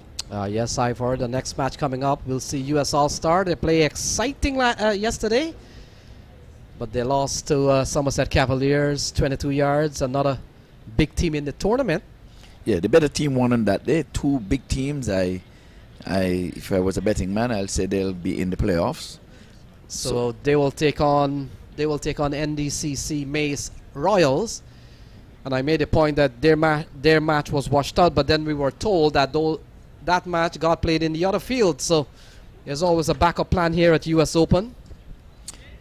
Yes, indeed. We're having live cricket from these United States, you might say. These United States. Yes, indeed. These United States. So Hamza Tahir has been given the ball. And what as a bowler can you do with 20 runs to defend from 24 balls with Gajanan Singh, a well-set man on 72, but you're watching Kashif Ali on strike?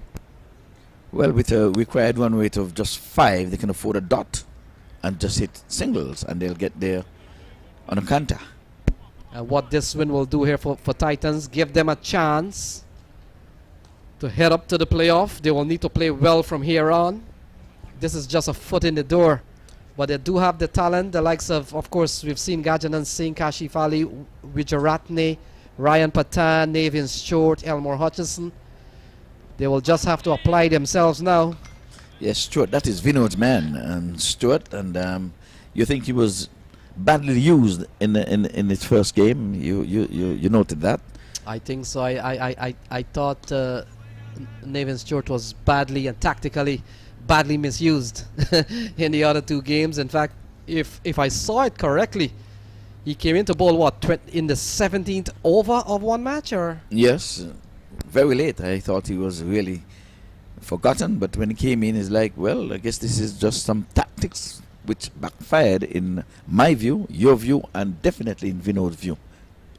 Yeah, we've seen and incidentally, Ivor Henry, Navin Stewart played for the franchise that I followed around this minor league series, that the Empire State Titans out of New York. This one is flicked into the onside. Gajanan Singh continues to do no wrong today.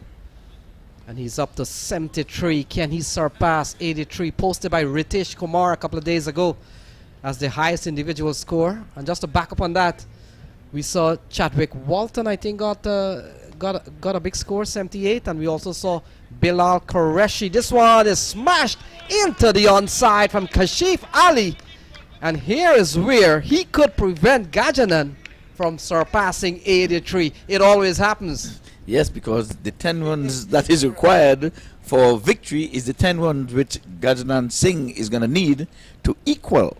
The fact is, they don't know that. We're supplying the audience who's watching this feed here, but Gajanan doesn't even know where he stands at the highest individual score, or does he? No, I think he's going to play for the not out, and you know, he wants to hit the winning one. I think that's what he's thinking. I've been here all day long. He's only fear that I hit the winning one. So Kashif Ali gets a single, bring Gajanan Singh. Well, in fact, he will not bring Gajanan Singh on strike. He will retain strike when play resumes. He gets a single off the final ball. It's 145 for 3. So 9 runs needed from 18 balls. Gajanan needs 10 to equal the score of Ritesh Kumar. But probably we're making the point, I don't think he knows that.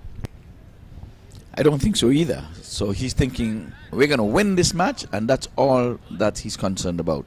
Well, let's see. A message is going to be going out in a bottle, I guess. Maybe someone will tell him no. He can still get the 10 because he can need 1 to win, and probably would have been 3 away and hit a 4. So it can still happen. Yes, Ivor, just so coming back to the Navin Stewart story. And have you realized a lot of time when you do commentary, when you have a story to tell, something happens on the field and the story is never told? Yes. The untold story. Yes, yes. So I was making the point that Navin Stewart and I are very closely connected in terms of what happened this minor league series. He turned out for the New York team, captained the team for a first couple of matches, and then the captaincy was given to Christopher Barnwell out of Guyana, of course. But Navin Stewart, he's a top all-rounder, very competitive individual. And what I have noticed over the years that I've seen Navin Stewart play cricket, is that he has a knock to take out some of the big batters in cricket. I remember this year in the Empire State Titans campaign, there's a couple of big batsmen he took out. Number 1, John Campbell, who plays for the West Indies currently, plays for Test. And they were on the threat one day. John Campbell was smashing the ball to all parts of the ground, and Navin Stewart took him out with a very good Yorker that took the off stump out of the ground. And then in the final day at Mooresville Park up in North Carolina, he took out Rovman Powell, another big man. So he always had the penchant for really taking out some big players. And when I looked what happened, a couple of nights ago, and realizing that he bowled so late in the game, I was wondering why. But we're down to the last stages here. 9 runs to win from 18 balls. Required runs, 3 runs and over.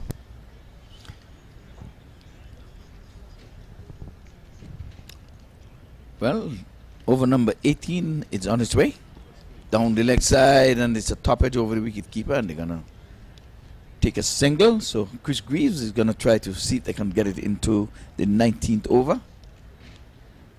What are the chances of that? We will watch, we will wait, and we shall see.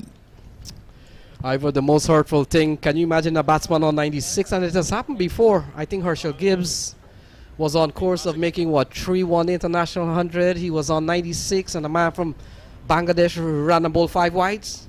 Game over. Well, Pollard did that to Lewis. So ball into the onside from Gajanan Singh will only fetch him a single. He's batted well. He has really led Titans onto a big win here today. Yes, so they'll put points on the table. They'll join the same team playing out in the middle. Florida Scorpions on 2 points. Samp Army. Oh, straight into the hands of the man at cover. So that's the end of Kashif Ali. He falls. It's 147 for 4. But I don't think they'll be bothered by that fall of the wicket, Ivor Henry. With just 7 needed from 15 balls.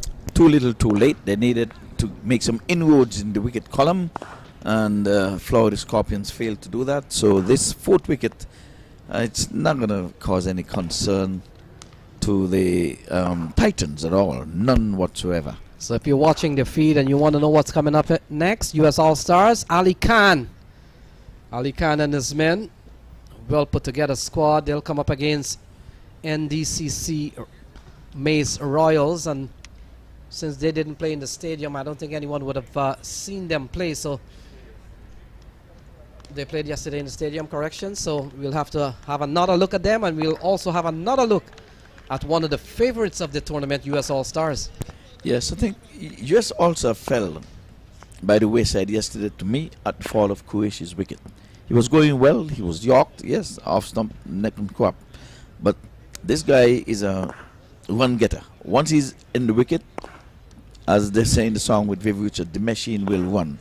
And after he would have departed the square, I thought things looked a little grim for the US All-Stars. So Group A certainly features US All-Stars and Cavaliers, 22 yards.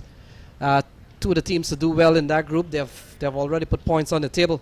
But you look at Group B. Group B is where what we call the group of death. Samp Army, Titans still have a chance. Florida Scorpions is still knocking around here. They already have points on the table. And not forgetting Clarion County. So that's really the group of death there. Navin Short comes in and gives him out first ball, trying to smash the ball through the onside. Commentator's curse. Stewart goes for a golden duck. Yes, but what was he trying to do there? He was trying to slug sweep one off the middle stump. I'm sure we'll see it on the replay soon. But he should have been thinking, let me get Singh on strike and let him get a bigger score. And at the end of this tournament, I sure there's a total of aggregate in terms of runs. Who would have made most runs? He's already on 74. Let him get a chance to get into the 80s, because 7 to win, he can get those 7 runs, get him on to 81. And the fact is, Ivor Henry, Chris Greaves all of a sudden is on a hat-trick. Not too sure if we've seen a hat-trick, I don't think so. But a chance here, as it appears, is that Otley walking out to the middle? We'll confirm that. It's either Otley or Nicholson. But Chris Greaves is on a hat-trick. He's taken out Kashif Ali, and he's taken out Navin Stewart. And all of a sudden, the man is on a hat-trick. Too little, too late. I'll still say that. With 7 to win from 14 balls, I don't think that they are in a spot of bother, the Titans that is. Especially we still have Gajanan Singh is in there, and all this is happening, he's at the non-striker's end. So a bit of a late drama here, as Florida Scorpions can they defend 7 runs from 14 balls with 5 wickets standing. Chris Greaves is on a hat-trick. Nicholson comes to the middle. Well, they're proving us wrong. We said that the bowling was weak, but here is a chance for a hat-trick. Slip is in place. Let us see. We shall see what Nicholson will do with this next delivery. So Chris Greaves with one man in catching position as slip. He comes into bowl to Nicholson. Nicholson gets a good ball. Dead ball signal from Aditya Gajar. So that will have to be rebowled. So hat-trick still on. Yes. So Chris Greaves, and I'm surprised with just 7 runs, nothing to lose, nothing to gain here. You're on a hat-trick. Crowd the batsman. What do you think? Well, they're attacking with a slip, really. Ooh, that was a good one. Stumps. He's done well. He's done well to pick up a single, Nicholson. Ewart Nicholson. And brings the equation down to 6 to win from 13 balls. Gajanan Singh, he's batted well for 74. And many batsmen, Ivor Henry, from time to time would play for averages at times. But make sure he does not get out.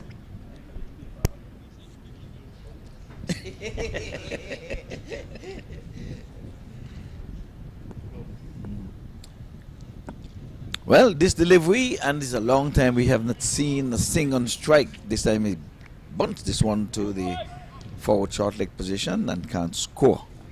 6 to win from 12, but he will not be on strike. Nicholson would be on strike. He's on 1 from 1, 148 for the loss of some 5 wickets. But the wicket column does not matter at this time. Over 19 will be bowled, and let's see who will be bowling that.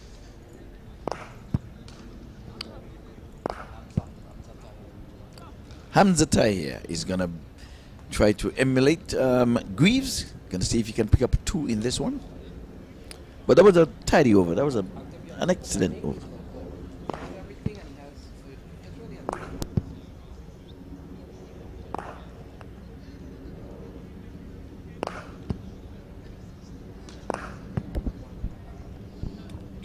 So Tahir, let's see if he has the golden arm. He has bowled 3 overs for 19. He has not found himself in the wicket column. Here is a chance for him to at least put himself in the wicket column. The ball to the new batsman outside the off stump. He's not timing. Plays to point. Can't score. With 6 runs to go, can we get a maiden here and make it interesting? That will be something. Well, Hamza Tahir, he comes in from the fire and bowl round the sticks, and he's punching this one in the offside. Off a quick single, but a good bit of feeling there by the man in the deep.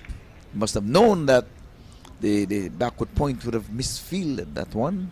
So he was right on cue. So Gajanan Singh comes into strike. He's up to 74, and this could be the final nail in the coffin. Well, 5 to win. There's a shot called 6. Yes, indeed. So it's 1 strike away. He has not scored in quite a while. He would have seen 2 wickets fall while he was at the non-strikers end. But could he be the one to hit the winning one? He'll be quite deserving doing that. And he's pulling, and this time he's going to go 1 down to the deep backward square leg, and they just settle for 1. Yeah, that's what we have seen a lot of that. How quickly Gajanan Singh gets off strike. And so now it's left to Ewart Nicholson as we see US All-Stars warming up just under the com box. The likes of Trevon Griffith, Fidel Edwards, Ali Khan, Jason Mohammed. So the boys will be rearing to go. NDC Mace Royals. Have they showed up? Yeah, we haven't seen them. Maybe on the other side. So it's 151, 3 runs to win from 8 balls. Whether that's relevant. I think they're in the nets over there practicing. Yeah, they're in the nets. Well, here it is, 3 to win from 8 deliveries. So he's pulling this one here, and that's it. Goes across the boundary ropes now. Game, set, match. So, of course, Singh would have hit the winning one, and he takes his tally up to 79, and that's the end of the first game here at the Broward County Stadium. So we're going to have the highlights coming up shortly on the scoreboard. The batters, let's go. We're going to start with Gajanan Singh, he top scored not out with 79 from 56 deliveries. And next in line was 22 from Jagaga. We have what's his name? Cheyenne. 22, 15, and 14. Nothing to write home about. So 12 extras. 155 for 5. 18.5 overs. And in the bowling column, we have 2 wickets here from Chris Greaves. 1 wicket for Seals, another for Rollins, and MacLeod. Those were the wicket takers. Done and dusted game 1. 155 for 5. Next game comes up shortly. We turn it back over to Master Control.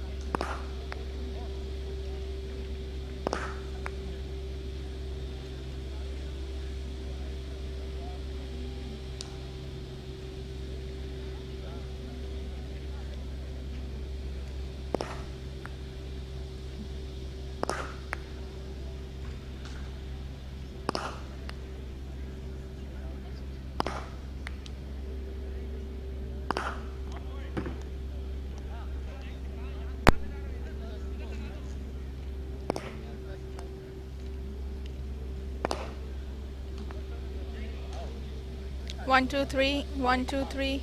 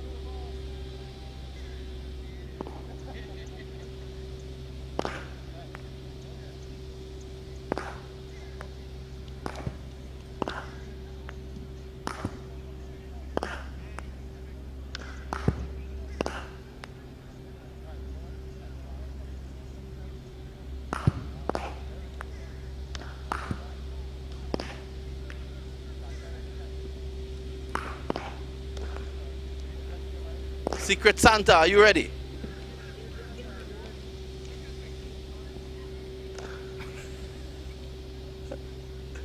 The Muffin Master.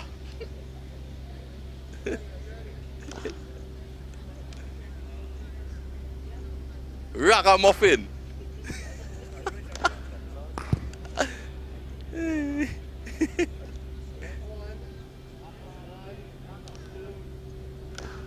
We're having a lot of fun here. We had the post-match presentation ceremony.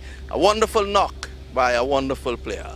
Gajanan Singh out of Guyana winning the man of the match, scoring 79 not out and bowling 1 over, taking 2 wickets for 8. He has promised to lend some good bowling tips to Fidel Edwards, who will be going into action just now for the US All-Stars. But let me say congratulations to him, and Huba Salim from MAQ TV will present him with the award.